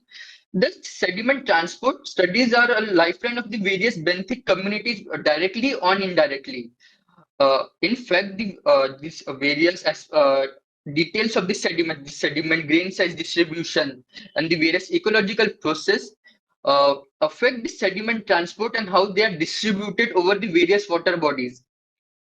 This brings us to the so now this graphic can help you understand how basically the sediment transport occurs right from the source, uh, basically in the inland whatever the river and systems, from the source to the various sink, that is the deltas and the estuaries. So coming to the next part, that is the sediment classification. So once over millions of years, the sediment transportation mechanisms have occurred. They describe the different sediment texture at the seabed or the riverbed. Now these are very much required for the archaeological and the geological perspective. The military applications, recreational as well as economic applications are based on the sediment structure. In fact, the various texture defines the various biotic and the abiotic aspects of the marine ecosystem, and we need to have proper policy interventions in place in order to have a socio-economic development pertaining to the deep sea research and harnessing the various resources that the seabed has to offer. So when we talk about the sediment classification application or the seabed applications, we may talk about the sediment bearing pressure, the benthic ecosystem, the abiotic element detection, offshore oil and gas exploration is there, the submarine and the cable route plannings are all there. So the seabed provides vast array of applications for us. Here, my work mostly focuses on the first three. We'll talk in detail more about them. So the first one being the sediment bearing pressure. So it is basically the amount of force that the sediments can carry without excessive settlement or deformation. Now, this sediment bearing pressure is affected that is the density, weight, its roundness, and its grain size distribution. In fact, it is very much important to this foundation studies, the retaining walls and slope stabilization when we come to the offshore landscape, especially while constructing the offshore oil rigs are there, ceilings, dams. In fact, the sediment bearing pressure can also be helpful in military applications. For example, the armed forces might require a comprehensive sediment bearing pressure charts for their say amphibious vehicles deployment or the temporary bridges deployment within shallow waters. Thus, it has various economic and geostrategic importance as well. Coming to the next application, which is the benthic ecosystem, which basically implies the ecological region at the lowermost level of the water body. Now, this is very much important for nutrient recycling and as well as serve as an indicator for the serve as an indicator for the health of the ecosystem. We need to have proper monitoring we need to have proper monitoring structures in place in order to understand the variability of these benthic assemblages uh, various assemblages due to the various climatic fluctuations, the ocean warming, the sea rise level, pollution and all. And thus prediction and monitoring of these benthic assemblages is very much important for the conservation efforts of our efforts of the marine life. Now the next one is the aortic element detection, which basically underlines the identification of the identification of the objects that are not part of the natural seabed, which would include the marine litter, the polymetallic nodules or debris or underwater archaeology as well. Now we have seen that in recent times, trillions of pieces of microplastics are lying on the seabed, floating across an oceans and are affecting the marine life. They have entered our food web directly and indirectly, also having effect on the human life as well. Coming to the polymetallic nodule, these are potato-sized concentrations of economic metals like cobalt, manganese, and nickel, thus having a lot of economic importance for India. So when we have seen that the seabed or the sediments have a lot of economic importance as well, there is a need for developing this an end-to-end sediment framework encompassing all of the applications, the policy and technology framework. So this framework is mostly based on the fact that acoustics provide the most comprehensive way forward. So and it's based on the UDA framework. So this is the UDA framework as represented as a cube. Similarly, a sediment management framework can be envisioned just like the faces of the cube representing different aspects of the framework.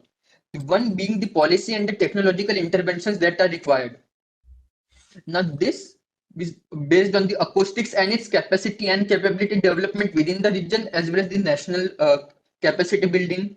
Then comes the source path receiver model, which in which we will talk about the unique characteristics of the Indian Ocean region that hamper the direct use of the global systems directly into the vicinity of the Indian Ocean, as well as the 2C to understand the 2 share module, which helps in the visualization, outreach, and uh, uh, decision making when it comes to the sediment management applications.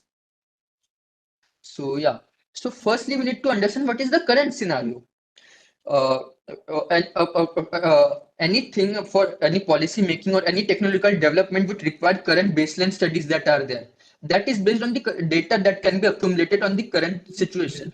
Now, conventionally, the data is sampled using various borers and samplers, and then the sediments are being sent into various laboratories for their testing for geotechnical properties on anything.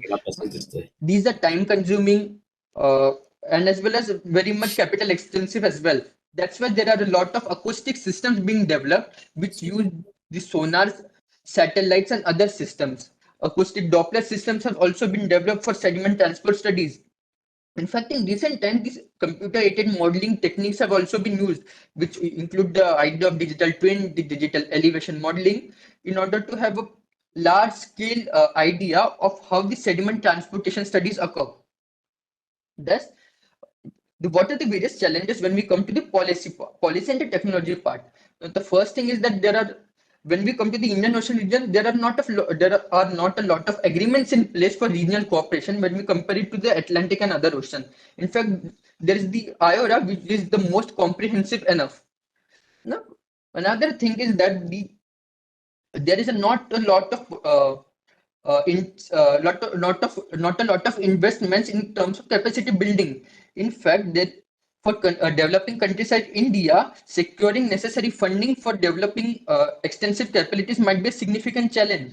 So, on one hand, the seabed might have enormous economic activities, enormous potential, but the various aspects required for harnessing them, like the UDA, underwater communication, underwater acoustics, the AI, robotics, they have been neglected in the curriculum as well as and are neglected by the topmost universities of the nation as well.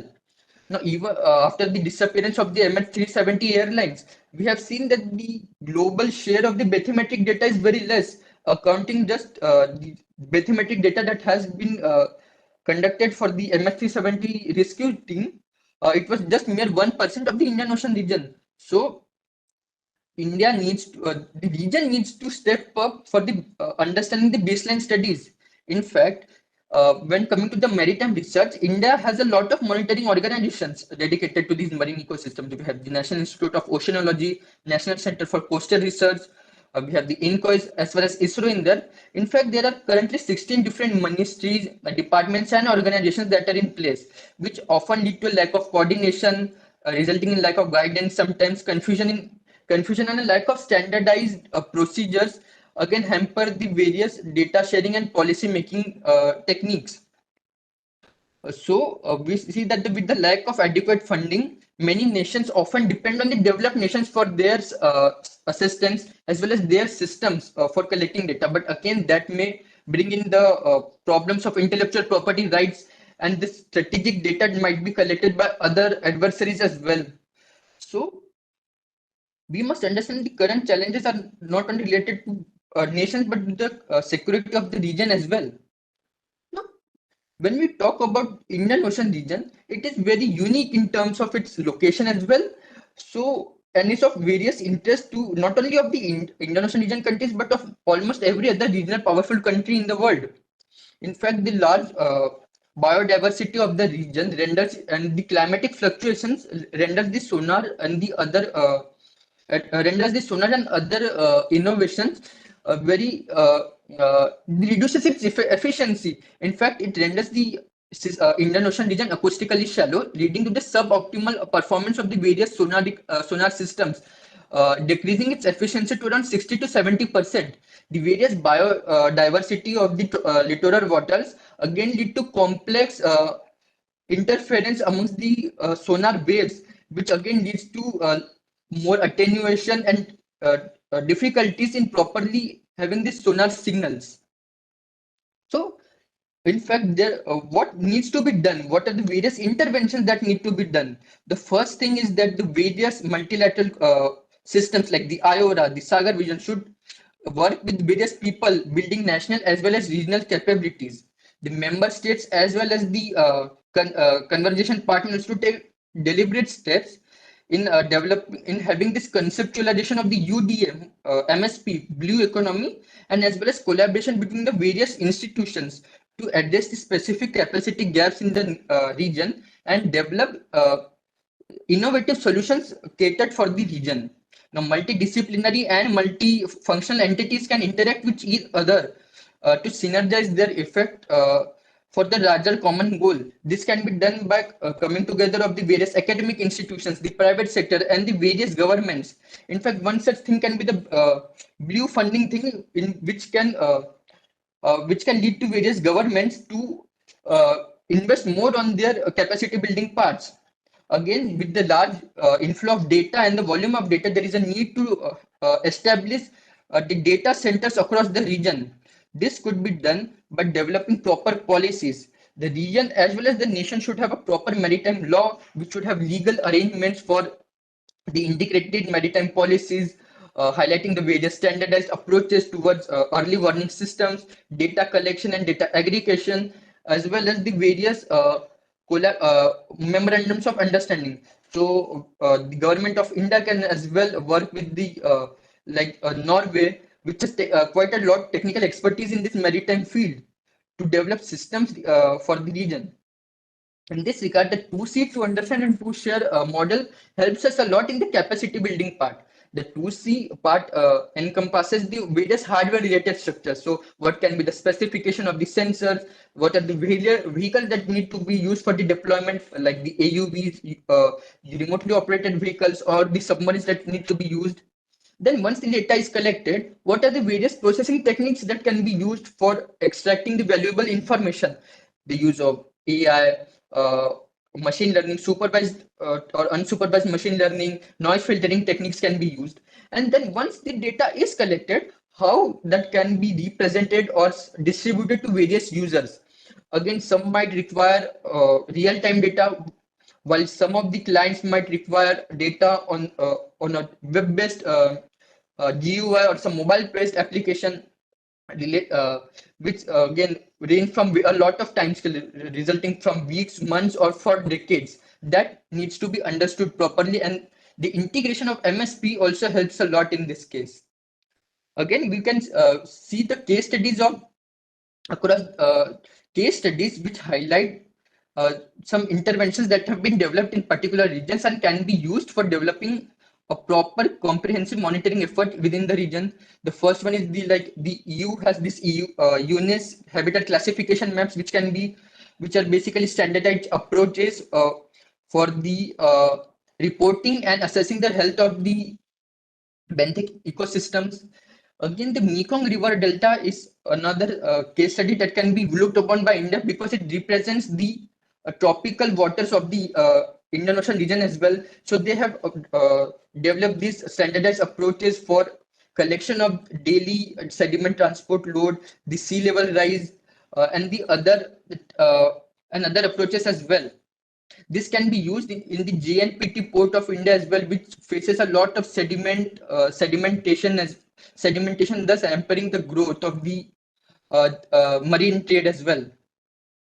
The data which is to be collected should also follow the FAIR rules, which is the findable, accessible, interoperable, and the reusable principle, which would help proper data sharing mechanisms to be in place for proper decision making mechanisms. Again, like in the EU, there is the Marine Strategic Framework Directive. They have developed some proper descriptors for assessing the good environmental standards of their seas and their ecological assets. India and the region can learn a lot from them. Now, with this quote, I'll end my discussion. Thank you. Thank you so much, Romit, for your presentation. Now we're left with two more presentations, and I'd like to call upon Khwahish, who is a fellow at MRC, and she's going to be speaking on the topic importance of local community in biosphere reserves. So Khwahish, you can take over. In the meanwhile, I would request everyone else to keep their microphones on off so that it doesn't distract the presenter. Khwahish, you can take over. Thank you. All right, so good evening, everyone. My name is Khwahish and I'm a research fellow at MRC. I'm a liberal arts honors final year student doing an undergraduate degree with a major in international relations and a double minor in economics and anthropology. And today I'll be talking about the importance of local communities in biosphere reserves. I'm going to be highlighting this one vertical that is essentially a bigger part of my research that I'm pursuing with MRC. This is sort of the flow of how my presentation will go. So I'll just stop over here for like 5-10 seconds so everyone can get a good idea. All right. I think firstly, it is important to discuss what a biosphere reserve entails. So essentially, a biosphere reserve is a site that aims to integrate sustainable use with promoting biodiversity. Now, the sites can include interdisciplinary approaches to map interactions between social and ecological systems. UNESCO, the international body that categorizes and manages the World Bank of Biodiversity Reserves, deems them to be local solutions to global problems. So therefore, my project is essentially aiming to highlight the importance of these biosphere reserves as promoters of sustainable growth nationally and globally. So the methodology that I've adopted for this inquiry is highly qualitative, and hence it employs secondary data, sources such as policy briefs, academic papers, and more. I also conducted literature reviews, which have been used to formulate the findings for this project, along with the brief use of content analysis.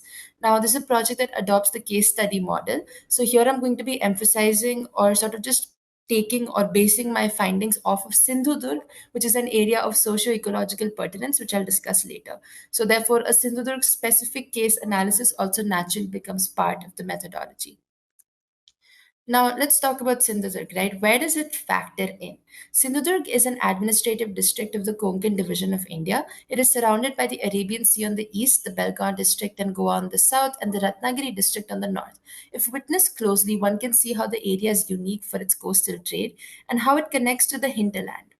With the Portuguese trade flourishing on the Konkan coast, Sindhudurg's strategic importance was cemented as Shivaji Maharaj built a fort in the area, Sindhudurg, for monitoring and protection purposes. The present-day area takes its name from this fort. Now, it's an important case point in my broader study because it's host to biodiversity that spans many areas. As a coastal district, marine biodiversity is present in the form of various fish, mollusks, crustaceans, etc. The Sindhudurg coral reefs are especially important as they support an underwater ecosystem. Sindhudurg mangroves act as breeding grounds for fish and protect the region from coastal erosion and storms. Mangroves also help sequester carbon dioxide, which contributes to climate action. There's also avian diversity here with migratory and resident birds. Now, despite Sindhudurg's offerings, it faces threats from emerging issues that have been mentioned before in this webinar, such as temperature shifts leading to changing migratory patterns of animals, climate change, population pressure in the area, and such more. Now, a general finding that I have come across is that Sindhudurg's biodiversity has been poorly conserved. In 1986, a marine sanctuary was to be opened in Sindhudurg, which never came to fruition. An empirical example of this poor effort is that Sindhudurg is essentially home to olive ridley turtles, which have now become endangered marine species during their nesting season. This paper would suggest that the answer to poor preservation could lie in implementing a biosphere reserve at Sindhudurg, and therefore talk of biosphere reserves and the policy that entails them on a broader scale. It suggests that the answer to poor preservation could lie in inclusive policy. Now, as visible since 2016, our biosphere reserves in India have not increased in number, and this can be a cause of concern given that environmental developments have occurred over the last few years, especially with COVID-19. So, when I'm further going to explore the importance of biosphere reserves, the literature review I conducted helped in the identification of three broad verticals that host the impact of importance: socio-political, socio-cultural, and socio-economic. Now, due to the paucity of time, I will briefly mention two cases under each vertical, meaning that I will talk about two sources under each vertical. Biosphere reserves are important for involving the local communities that settle near these areas in conservation efforts and for a better locally managed political system for land and water management. This will basically create an efficient top down system of polity where local stakeholders administer for governmental functioning.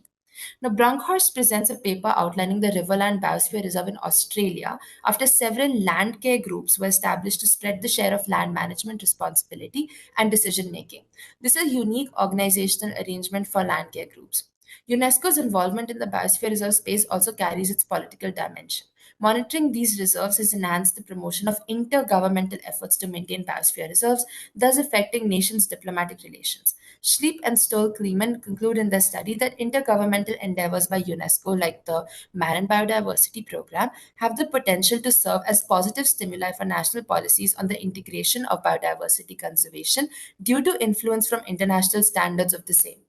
In socioeconomic importance, Kratzer and Amling mention the importance of biosphere reserves and the specific environment they create to offset social innovation for sustainable solutions, which then leads to interventions for the local economy and capital formation in these environmental areas by not just production of goods, but also employment of people and division of labor. Now, in a similar case, Petriser and Petre and Mita mention how biosphere reserves should be able to inculcate the management of resources in people, and that while the protection and subsequent separation to a level of these reserves can be argued to be detrimental to development, it is beneficial if environmental education is increased amongst people.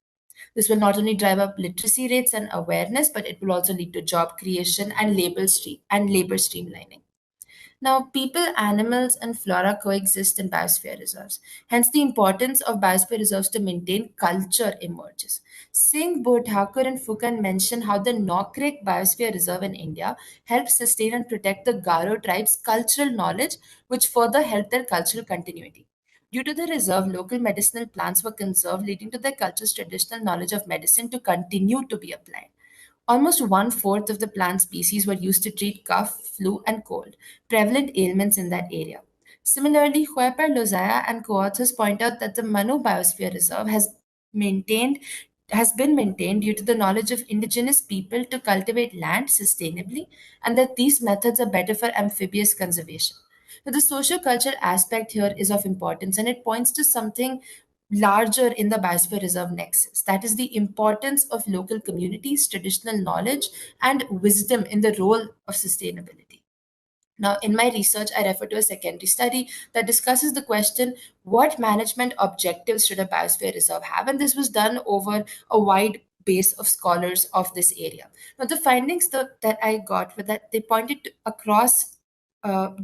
a common consensus for the following 4 points: conservation as a key aim, research of the biosphere reserve, monitoring of the reserve, and education of people in and about biosphere reserves.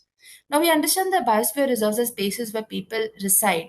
Therefore, an exchange between biosphere reserves and local people or communities is a given. For Sindhudurg too, for example, because it was a coastal town, people had settled there many years back for sustenance. While traditional knowledge, the knowledge of these local and indigenous people, has kept the area afloat and continuing through the years. Now, in a study of the place, marine ecologist Divya Karnad mentions how local fishermen had developed a system of rules to prevent large scale exploitative fishing gear, which they themselves monitor and enforce, imposing punishments on transgressors. For catching fish, also, for example, the locals of Sindhudurg developed a new kind of purse scene or a mini purse using their local expertise and wisdom. We understand that without traditional knowledge, even new technological developments and interventions would be difficult to implement, as the wisdom and experience of the locals would largely inform any larger initiative towards sustainability.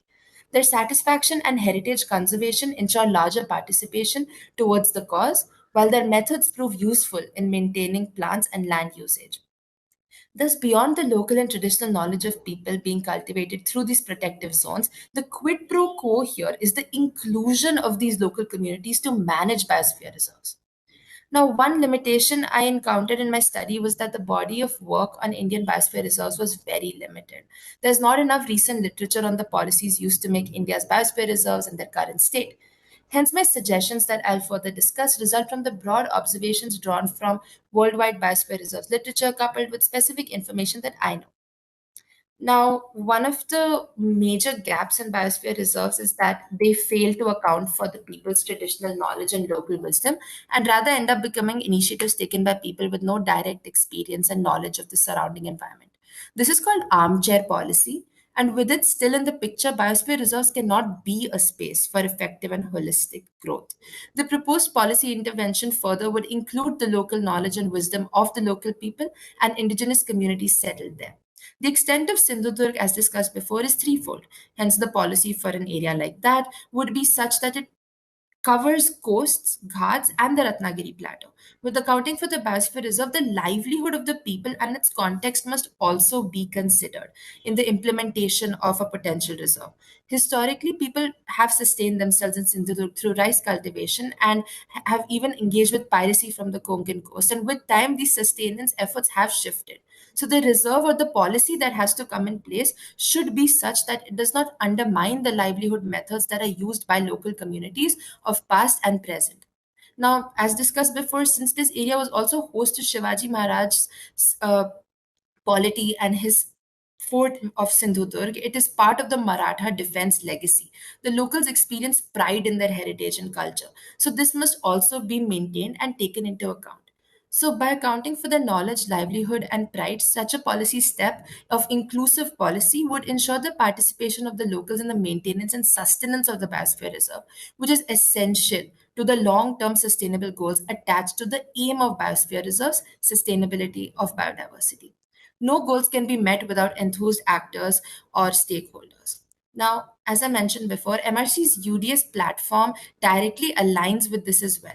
An effective UDA platform not only contributes to the management of biosphere reserves and marine ecosystems, but local communities can make the UDA nexus more comprehensive. The paradigm of ensuring sustainable growth in the marine environment must be an effort of not just technological tools and development, but also local communities. From preservation of the underwater ecosystems such as coral reefs, remote execution is required along with curation of technological strategies, and this implementation is best done by people who understand the nuances of a given space, the local people. Now, as an MRC fellow, I've come up with a basic structure in the form of a mind map of how policy should look in a biosphere reserve based off of my understandings and what inclusive policy should entail. I hope this is visible.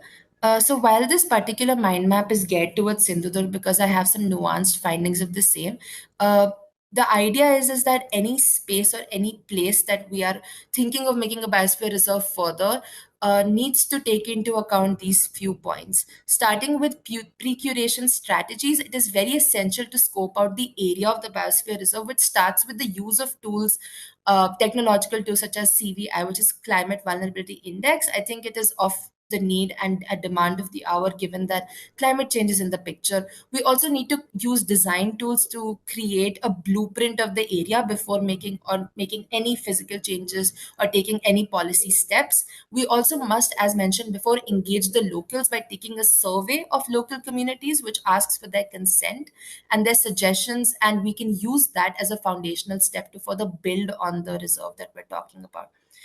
These are the few ideals and objectives that biosphere reserves should gear towards as a suggestion from my research.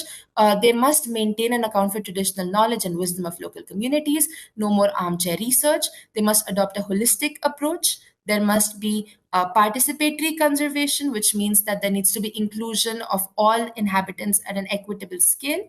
For Sindhudurg, particularly since pride and Shivaji pride is a component of their heritage, it must be maintained. So similarly, any specific community objectives must be brought into the picture. There also must be the broader point that biodiversity is the key aspect, and its conservation and preservation as an alignment with SDGs as a goal must be noted as well. Post reserves curation, we must also create an assessment tool that helps us gauge and analyze the progression of the said reserve. There must also be education amongst people and locals about the reserves and how to maintain them. Of course, there must be supervision and research that can be carried out biannually in the region, and there must be data collection regularly. I think it's also important to bring in the fact that an organization like UNESCO or other intergovernmental forums must be used for an efficient exchange of information, therefore ensuring that there is inclusion of other ideas and innovation from other parts of the world, and that geographical boundaries do not bind our execution. The main stakeholders in a process of a creation of a biosphere reserve would be, in our case, at the national level, the government of India, as they're going to have a budget allocation component, UNESCO, local or district authorities, and most importantly, also local communities of the area that we are discussing. Just going to quickly go back. So lastly, I'm going to discuss the scope of my work. So here I'm presenting a three-pronged scope. The first is to locate and develop inclusive policy in biosphere reserves. The second would be to encourage implementing interventions for biosphere reserves whilst accounting for the human element. Now, this means keeping in mind the interests of the people along with other barrings such as executional ability, finances, etc.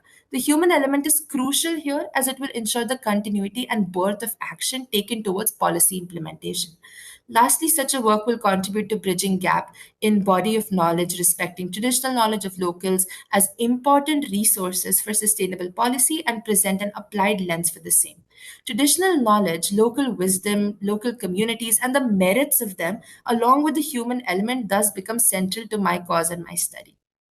Now, I would like to leave today's audience with a quote that reemphasizes my focus of the human element by Alison Hawthorne Demi, who essentially says that once you realize that human actions affect every bit of earth and sky, you realize that the environment isn't just what surrounds us, it's all one whole. Thank you for giving me this opportunity and your time, and have a good day. Thank you so much, Paresh, for your presentation. Next, we move on to the last presentation of the day, which is going to be presented by Shlok Nimani, who is an MRC fellow. And Shlok will be speaking on the topic digital transformation in aquaculture.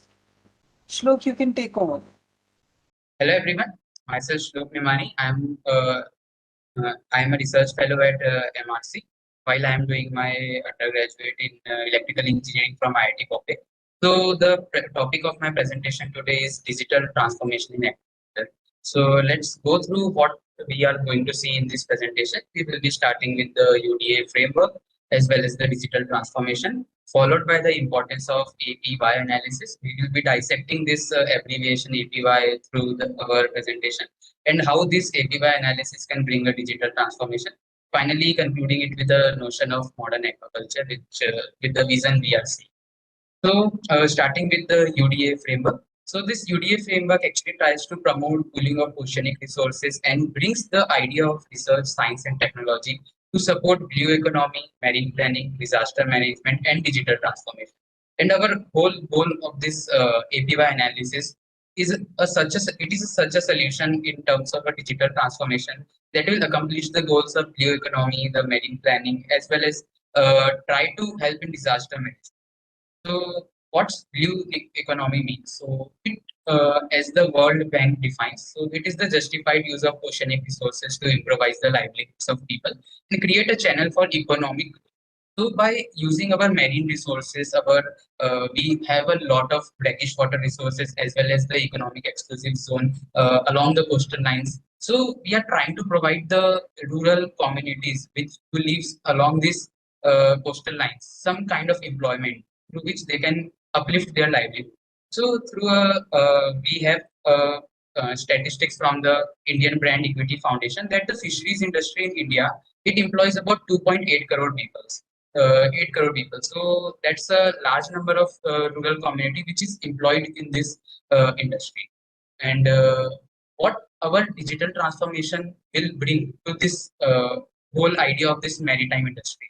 So this digital transformation is helping this marine industry to grow at a scale with more and more by giving more and more employment to the citizens as well as helping the our nation to grow by contributing it in economic terms.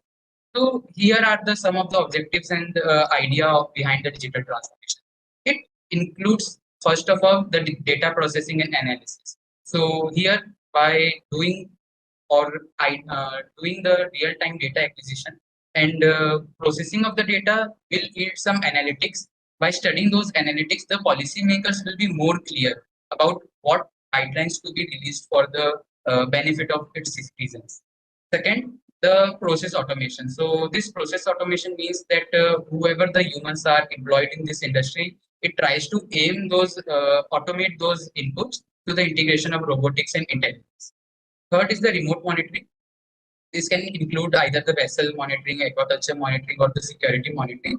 So here the idea is to leverage the capability of highly accurate computer technologies, which are now readily available. And some of them are like the wireless ad hoc sensor networks, which are being used by Indian military as per some sources. So those can be like used in terms of like, let's say, some real-time monitoring also. These wireless sensor networks can be deployed, let's say, in a pond, and the data acquisition will help to gain some analytics, which we are going to talk about later in this presentation as a part of it. The fourth is the predictive management. So this whole objective of this digital transformation is to build a framework. It's not just a concept. It's more or less a framework that tries to find all the upcoming events in the future by tracking them in real time that can affect this whole system and create downtimes. So this tracking can have the capability to generate alerts or guidelines to mitigate such events. So this whole idea of digital term is to like automate the whole thing which currently the human is doing, and try to integrate the conventional architecture with the idea of ML, IoT, and artificial. So how digital transformation looks in the realm of the blue economy. So in terms of blue economy, the digital transformation would mean advanced data analytics, the applicability of the IoT solutions that can help to optimize the resource consumption in industries like, let's say here, energy, because we have water energy, hydropower energies being made from the marine resources, the manufacturing of a lot of things like, let's say, even seafood, and more or less many valuable products are being made from this aquatic creature as well as aquaculture.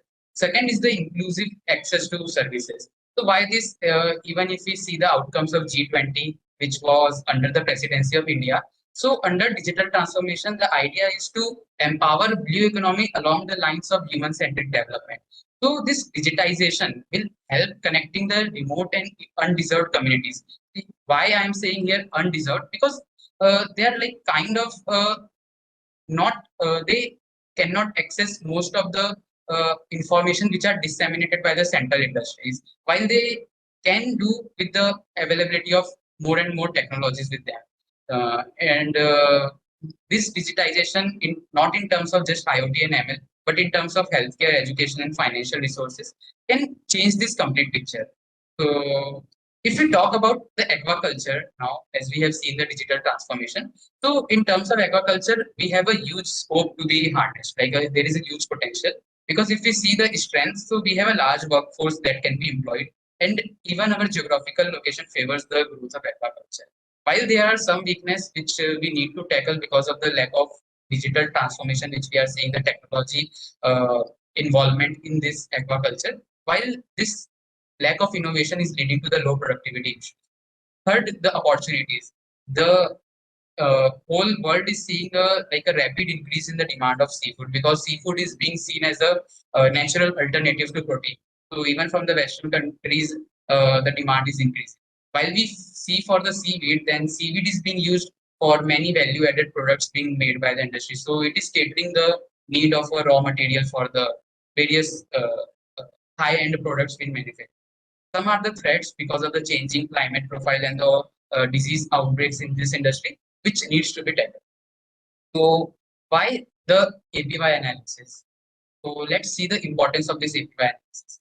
So, here are the 4 questions. How the policymakers can know the fine details of the current aquaculture statistics of the country, and how is this aquaculture industry growing?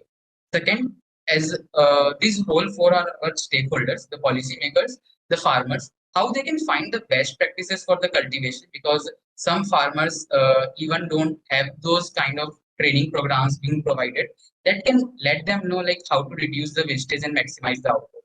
Third, the government, like how they can tackle which coastal regions are most susceptible to the threats of climate change.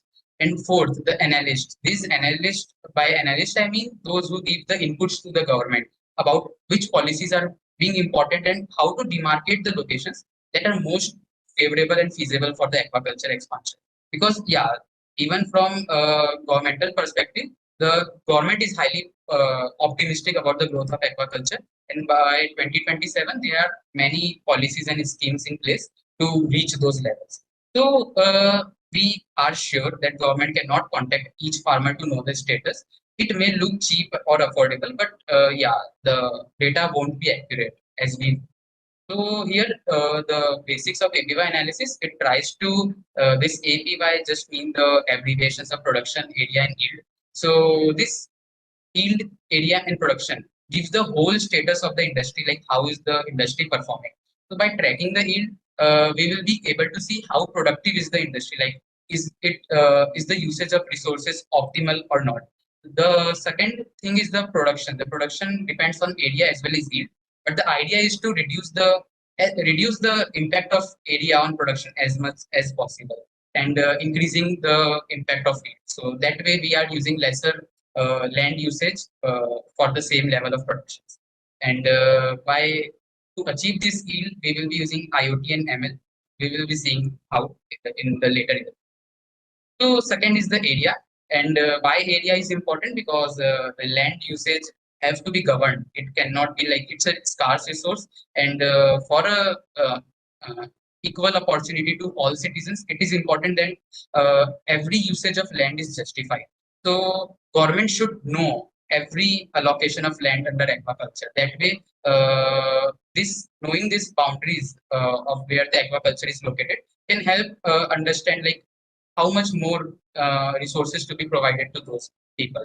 Third, for farmers, they can know how their farm is performing in terms of area and yield. If their yield is low, they need some input to be optimize their production and all. So as of now, under APY analysis, the idea is to formulate this yield parameter, how the yield varies with what the farmers are doing, like how they are performing. Those performance can be all be categorized in terms of a yield. So we are trying to create a map that determines the yield thing. Like whatever the farmers give, like whole inputs, it's directly converted through a map to a yield. Higher yield would mean optimal growth, while lower yield would mean the inputs are being needed to optimize the growth. So this idea is similar, and while we further see that we could apply some better models with more and more data being available in the literature. So as per the current selection of the parameters in the yield analysis, we found that the yield of every organism in aquaculture depends on how its environment is being maintained. So here you can see on the y-axis, we are seeing 2 different organisms as our case study of APY analysis, shrimps and seaweeds. And on the x-axis, it is the percentage weightage of these parameters affecting the growth. So let's say for shrimps, we have found 5 parameters and their respective weightages that all are like similar weightage in case of shrimp that all these affect the growth of the shrimp in the similar manner. While for the seaweeds, there the set of parameters is slightly larger. We have the dependence of sunlight intensity, the intermittence, the color, and all.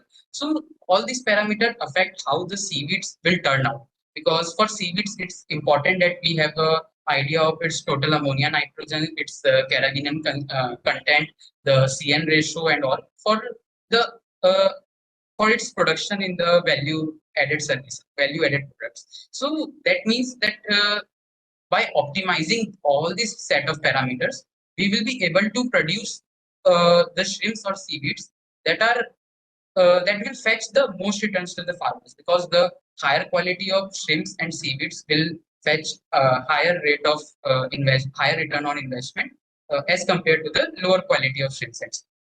So this analysis work, if we see some mathematical aspects, so it's the total this growth rate or the feed rate can be right as a function of all these parameters. While we are seeing a set of parameters, let's say temperature, density, salinity, pH, and dissolved oxygen, more parameters can be added with the available data. So using function decomposition and the multivariate analysis, this whole map can be created.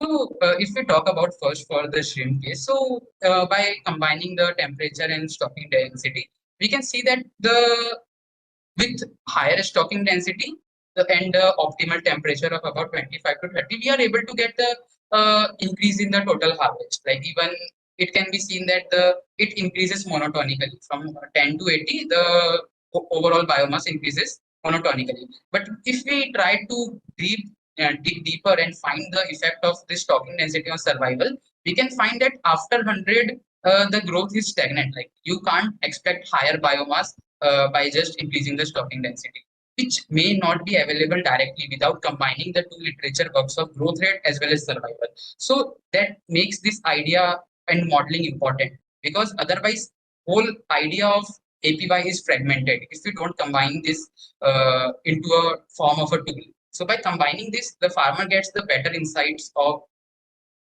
at what temperature they should produce and at what stocking density and what is not optimal in their whole paradigm. And if you see the sustainability aspect, how APY analysis tackle that. So let's see the three remarks. The shrimp industry has become lucrative for farmers because of its large demand. And India ranks second as the producer of aquaculture and first in terms of the exporter to USA for last 9 running years. So why this is a thing? Because analysts said that the Indian shrimps are far more superior compared to other Asian counterparts. So over the last decade, it can be seen on the left table that the growth rate of Vaname is high, very high. Like it's in terms of percentage, even let's say for Andhra Pradesh, which is the highest producing state, our data shows that it's growing at a rate of 71% per year-on-year basis.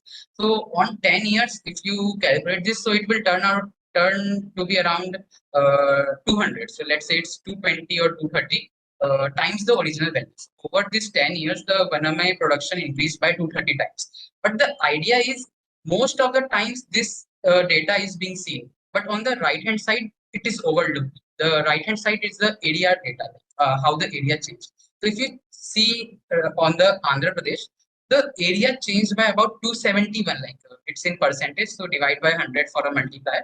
So it's 27,143 divided by 100 is 271. So Andhra Pradesh area under the Vaname, it increased by 271 times. So as you can see, the production increased by 200 times while the area increased by 271 times. So that shows the low productivity of our Indian farms. Like we are not harnessing the true potential. The productivity is very low, and to cope up with the production required, we are increasing just the area. That's not feasible in the long run. So here we are trying to integrate our second organism of our case study, right, which is seaweed. So because shrimp is more lucrative, so we are trying to bring seaweed into the shrimp farms so that the farmers are more favorable to like increase their productions by integrating seaweed. So why the farmers will integrate seaweeds into their farm is the idea of polyculture or the integrated multi-trophic aquaculture.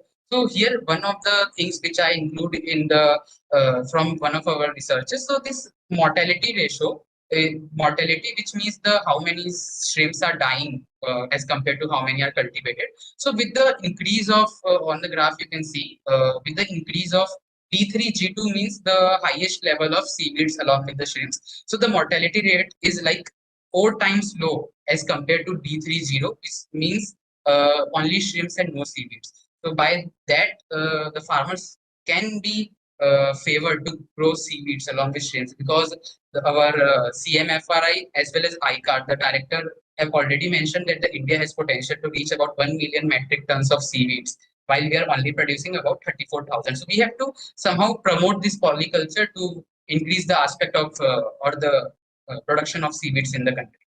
So how our research will help the farmers to grow seaweeds? So on the left hand side, you can see the variation of shrimp weight with temperature as a this is a polynomial function which depicts that the with the temperature how the shrimp weight you can say will vary. So we can see that about 25 to 30 is optimal for 1 MA, while for if we see for the seaweed, the 25 is more optimal. But if we want to make it compatible, they both can work at about 27 degrees centigrade. If the farms are maintained at 27, the both can grow very optimally, and the farmers can get higher returns because K. alvarezi or Kappa ficus rhodophyta. This is highly valuable in Indian Ocean region because of its carrageenan content. So it fetches good returns for the farmers.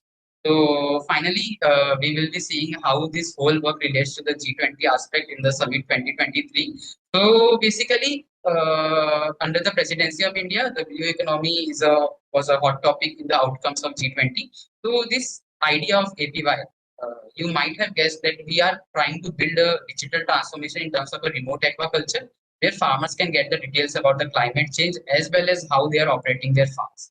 So it empowers the human-centric development because now farmers can like access their farms remotely and can have more leisure time. And if you just for the sake of a fact that remote agriculture is a huge success in US. Remote agriculture, like it is from large amount of large duration, but yeah, it's a huge success in US at least. So optimal selection that the government can now know which lands are most optimal for the expansion of aquaculture. While for the sustainable development, under the outcomes, the India have in the press bureau release, they have said that the expansion of aquaculture will be along the lines of UN SDG. So our idea of polyculture and optimization of land usage, along with the higher productivity to reduce the wastage, will help policymakers achieve the same. So this is a technological aspect. It's under development where we are building our API. The API can be interacted through an Android application. This is an Android application. We already have a web application in place. It's already produced, but the Android application can have a far more usage as well as reachability.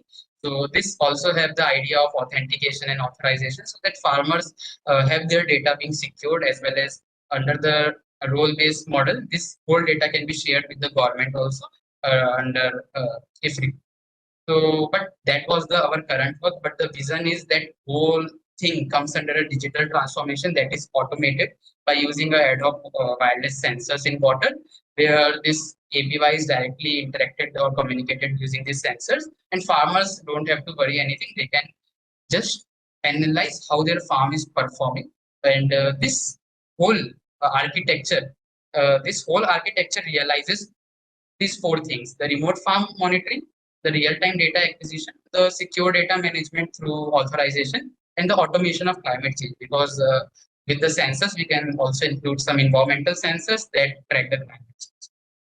There are certain challenges, the data being a major one in the research because of the less availability of data in open source. But yeah, we have a framework that is for the data acquisition on the farm. We are under talks with sensor firms to continue with that phase. And this is the idea of modern aquaculture. Our work lies in the IoT and ML. While computer vision is also will open doors to much more things, it's slightly unfeasible in the current domain, seeing the amount of investment which will be required and the power efficiency and usages. So our idea brings ML and IoT sensors to realize this digital transformation in the notion of With this, I end this presentation. Thank you for this. Thank you, Shlok.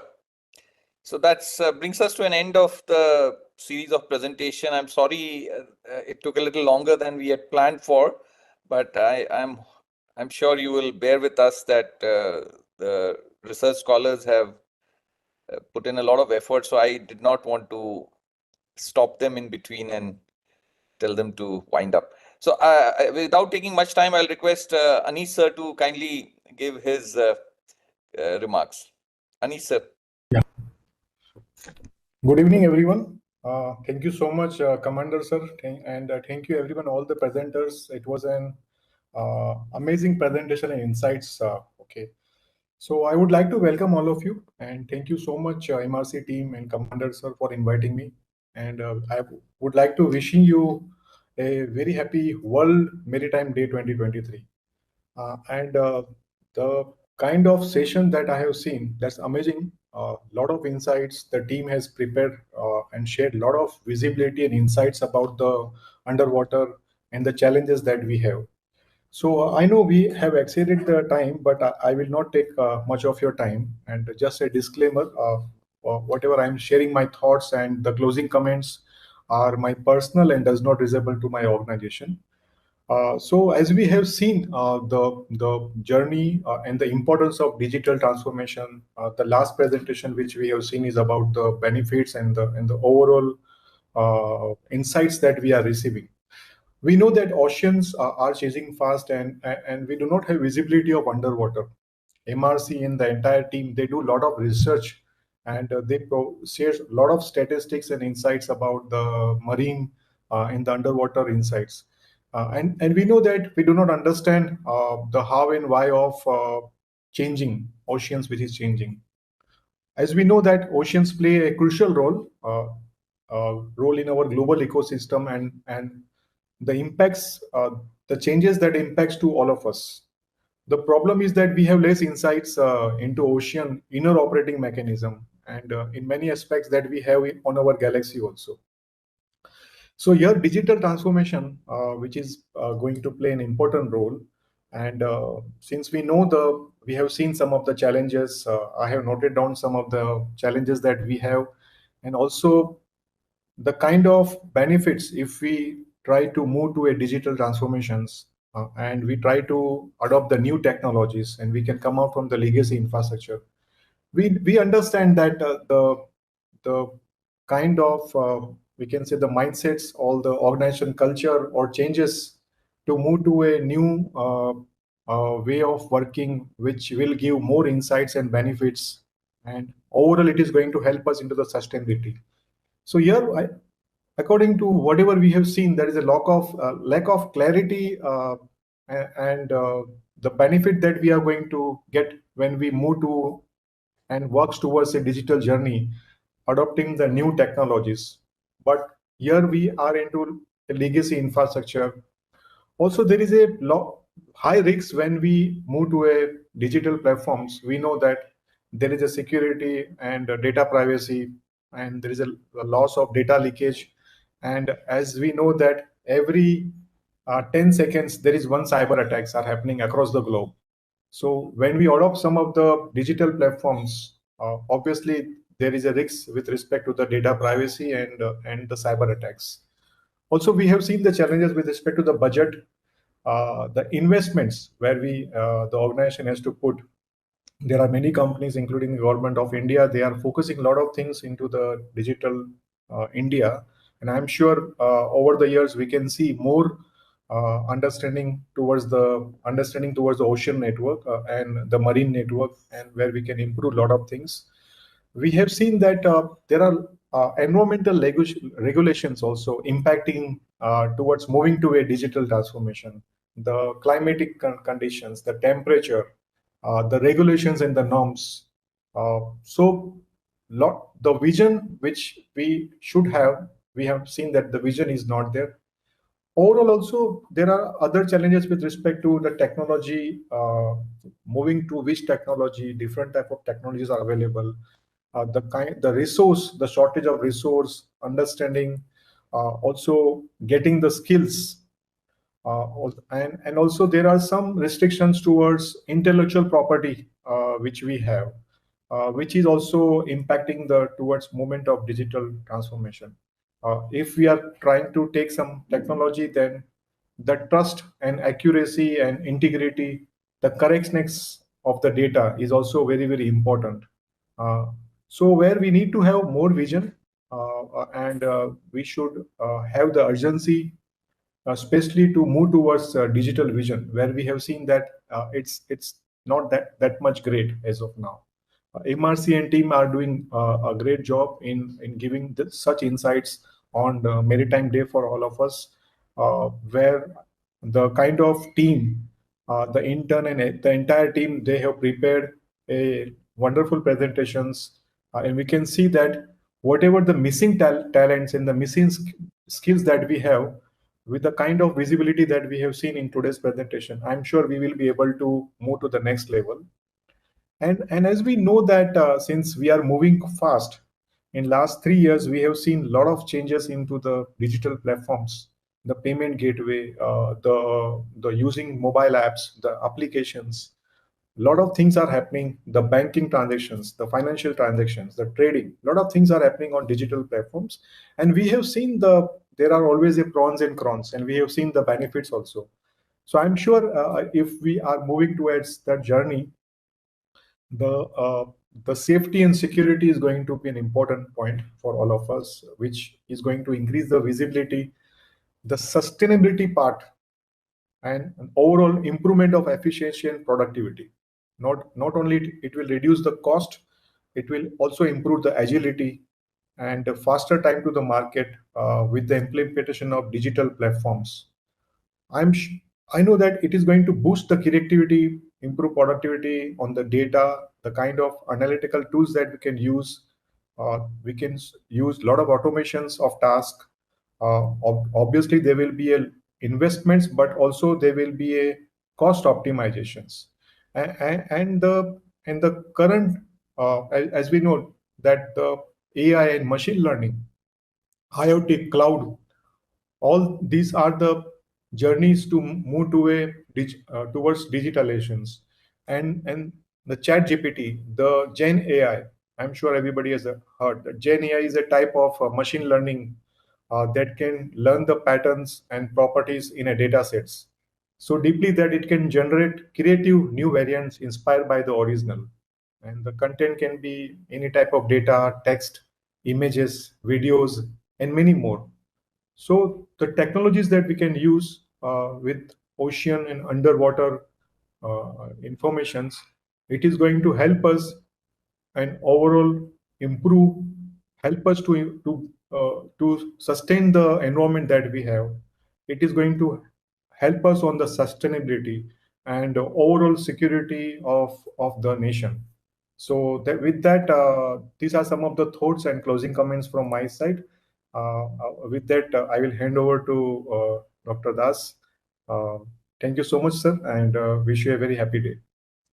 Thank you so much, sir. I really appreciate you having spending so much time, and we will continue our interactions with you on Sure, how sir. to take it forward. So thank you so much. So I hand over to Sridhar for the vote of thanks. Thank you, sir. As we draw the curtains of this illuminating webinar, allow me on behalf of the Maritime Research Center uh, to express a profound gratitude to everyone who has contributed to making this event a resounding success. A heartfelt appreciation goes out to Rear Admiral Amit Vikram and Mr. Anis Pankania for honoring us with their esteemed presence. Today, through each presentation, we have journeyed across diverse facets of our maritime domain, gaining deeper insights and understanding into its multifaceted aspects per se. Our esteemed fellows have artfully presented projects that effortlessly blend technology and policy. We've been spanning across areas such as marine spatial planning, geopolitics, sediment management, biosphere reserves, and of course aquaculture as well. Indeed, while each work stands unique, they also converge, exemplifying the intricacies and interdependencies of the vast maritime domain from which we derive so much. So the Indian Ocean, vast and majestic, it's not just water, it's the embodiment of history, culture, and the enduring spirit of exploration. And we hope on the occasion of World Maritime Domain, World Maritime Day, we have done justice to every aspect of it. With that, I hereby conclude the webinar. Thank you so much for joining us.